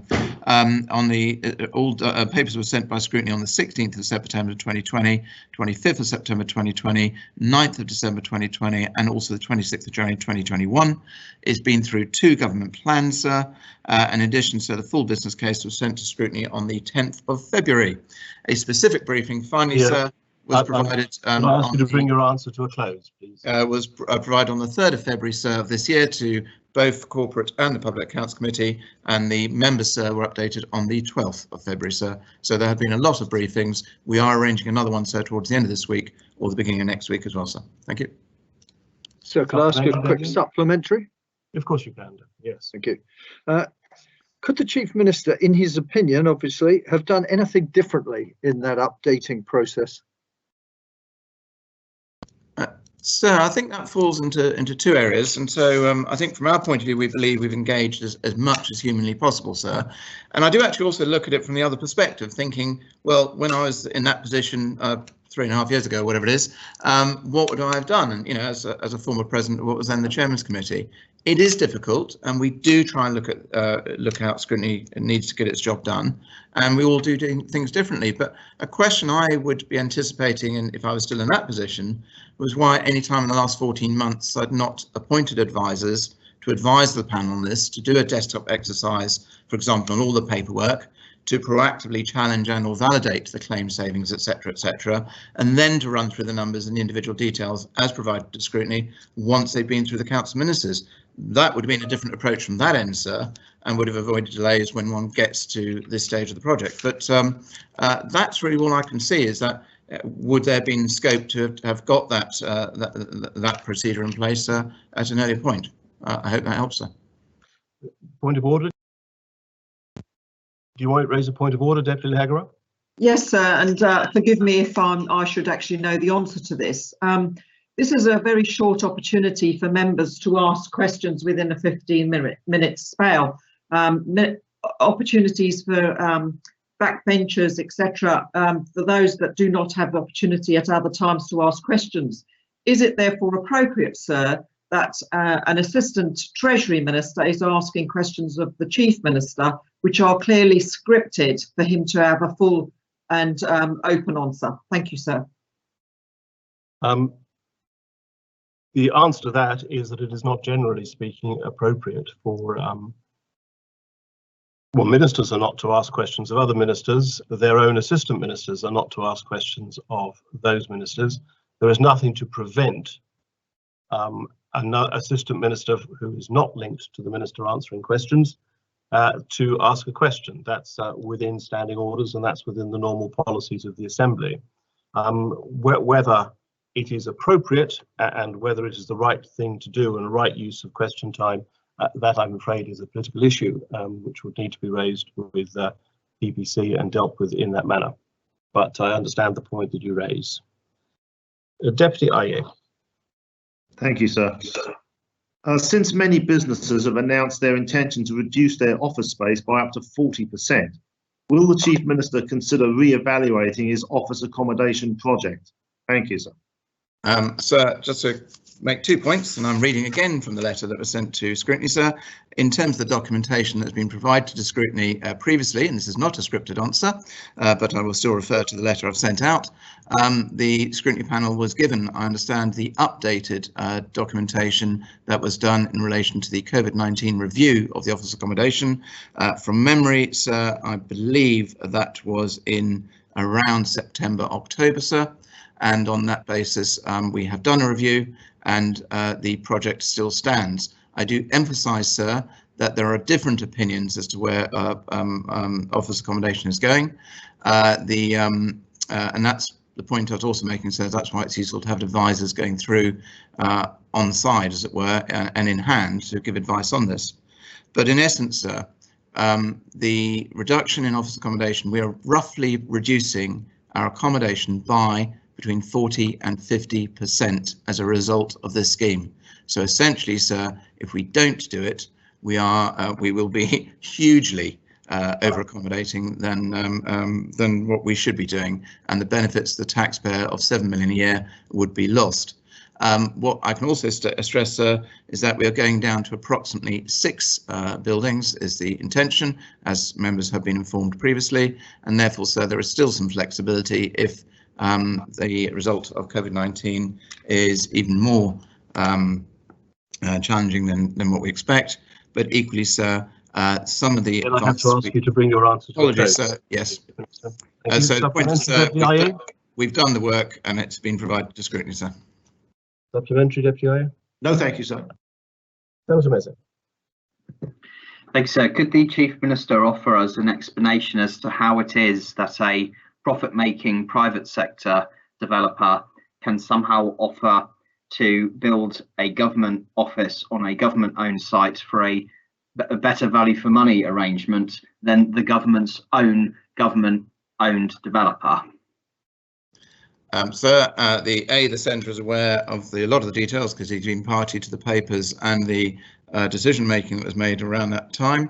Equally, sir, the members were also briefed publicly, sir. We have said that the process was that the 2 highest scoring tenderers were the ones that came through to the shortlist. It was a very, very thorough evaluation process, and the nub of it, sir, is that the entity that Senator Messick is referring to could not provide a building that was big enough, basically, for our requirements within the timeframes that we were requiring, sir.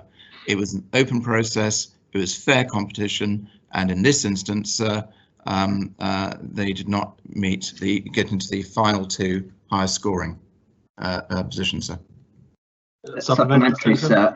Yes. What lessons has the Chief Minister learnt from the PFI experience in the UK, where when what appear to be similar arrangements have been used in the past that come with all sorts of add-ons in the contracts, maintenance costs and the rest of it, which have been widely regarded even by right-wing Conservative chancellors as being bad value for money? How does he justify going with a private sector arrangement when none of those things would apply if we used our own government developer? Sir, this is a straightforward contractual arrangement to build a building and then for either us to buy it at the end or to lease it. It is not a PFI set up where the building would be managed, sir, for example, by the developer that has been suggested. Any contractual arrangement, sir, will be absolutely, I think I'm allowed to use the term, bog standard tenant-landlord relationships if we went down that line. And as I said, the scheme is designed to give the flexibility, sir, taking account of the financing issues we're dealing with in COVID. I make the point, sir, that if we fail to do this, we will be foregoing yet again approximately £7 million a year at least, because that excludes productivity savings from the point of view of the taxpayer. And if we do nothing, sir, whatever the price is that we've been talking about, it will cost £30 million more to do nothing, because that is the state of the infrastructure that our staff are having to work in. So it is not, sir, a PFI. And again, sir, the Senator is mixing up his facts, I'm afraid. Deputy Ward.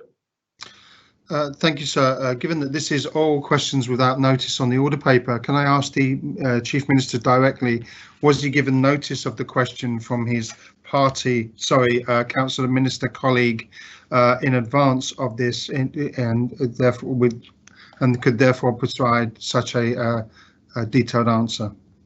So the answer is straight off the letter that was sent to members. I have a host of paperwork around me covering different subjects, including, sir, the previous question that Senator Mesic asked me some time ago, and indeed, sir, from the anticipated question for the oral question that Deputy Southern wasn't able to ask me, sir. So I have a variety of questions, and interesting enough, I was anticipating some questions from the on the office strategy, sir. And sir, equally, sir, anybody is entitled to ask any questions, provided it is not a fellow minister or one of my assistant ministers.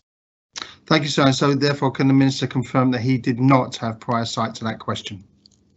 Sir, I'm not going to go down that line, and the reason I'm not going to go down that line is because at various times I get told by certain members at points I might be going to ask you a question on such and such a subject. I also do some question spotting, sir, and so to answer a question in the positive or the negative on this one would then prejudice any future people who sometimes want to give me advance warning depending on the technical nature of that question.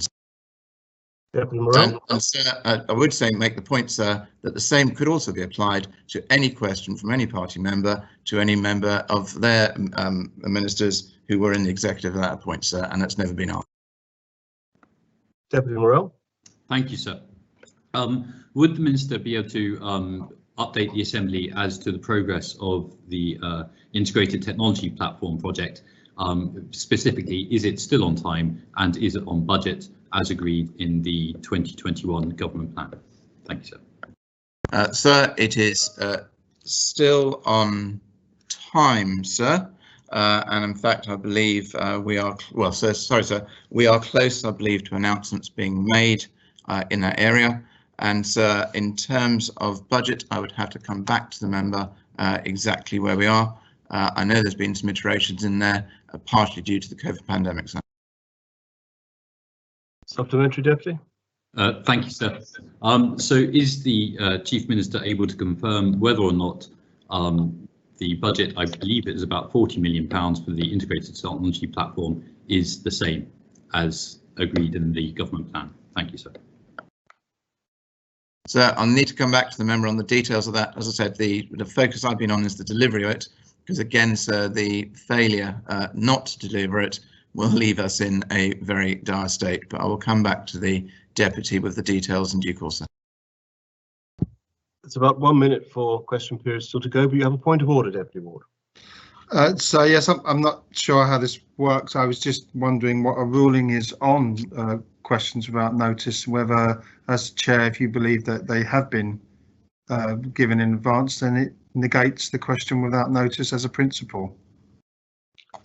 Well, the short answer is that there is no way that the presiding officer can know whether questions being notice have been given in advance without being told.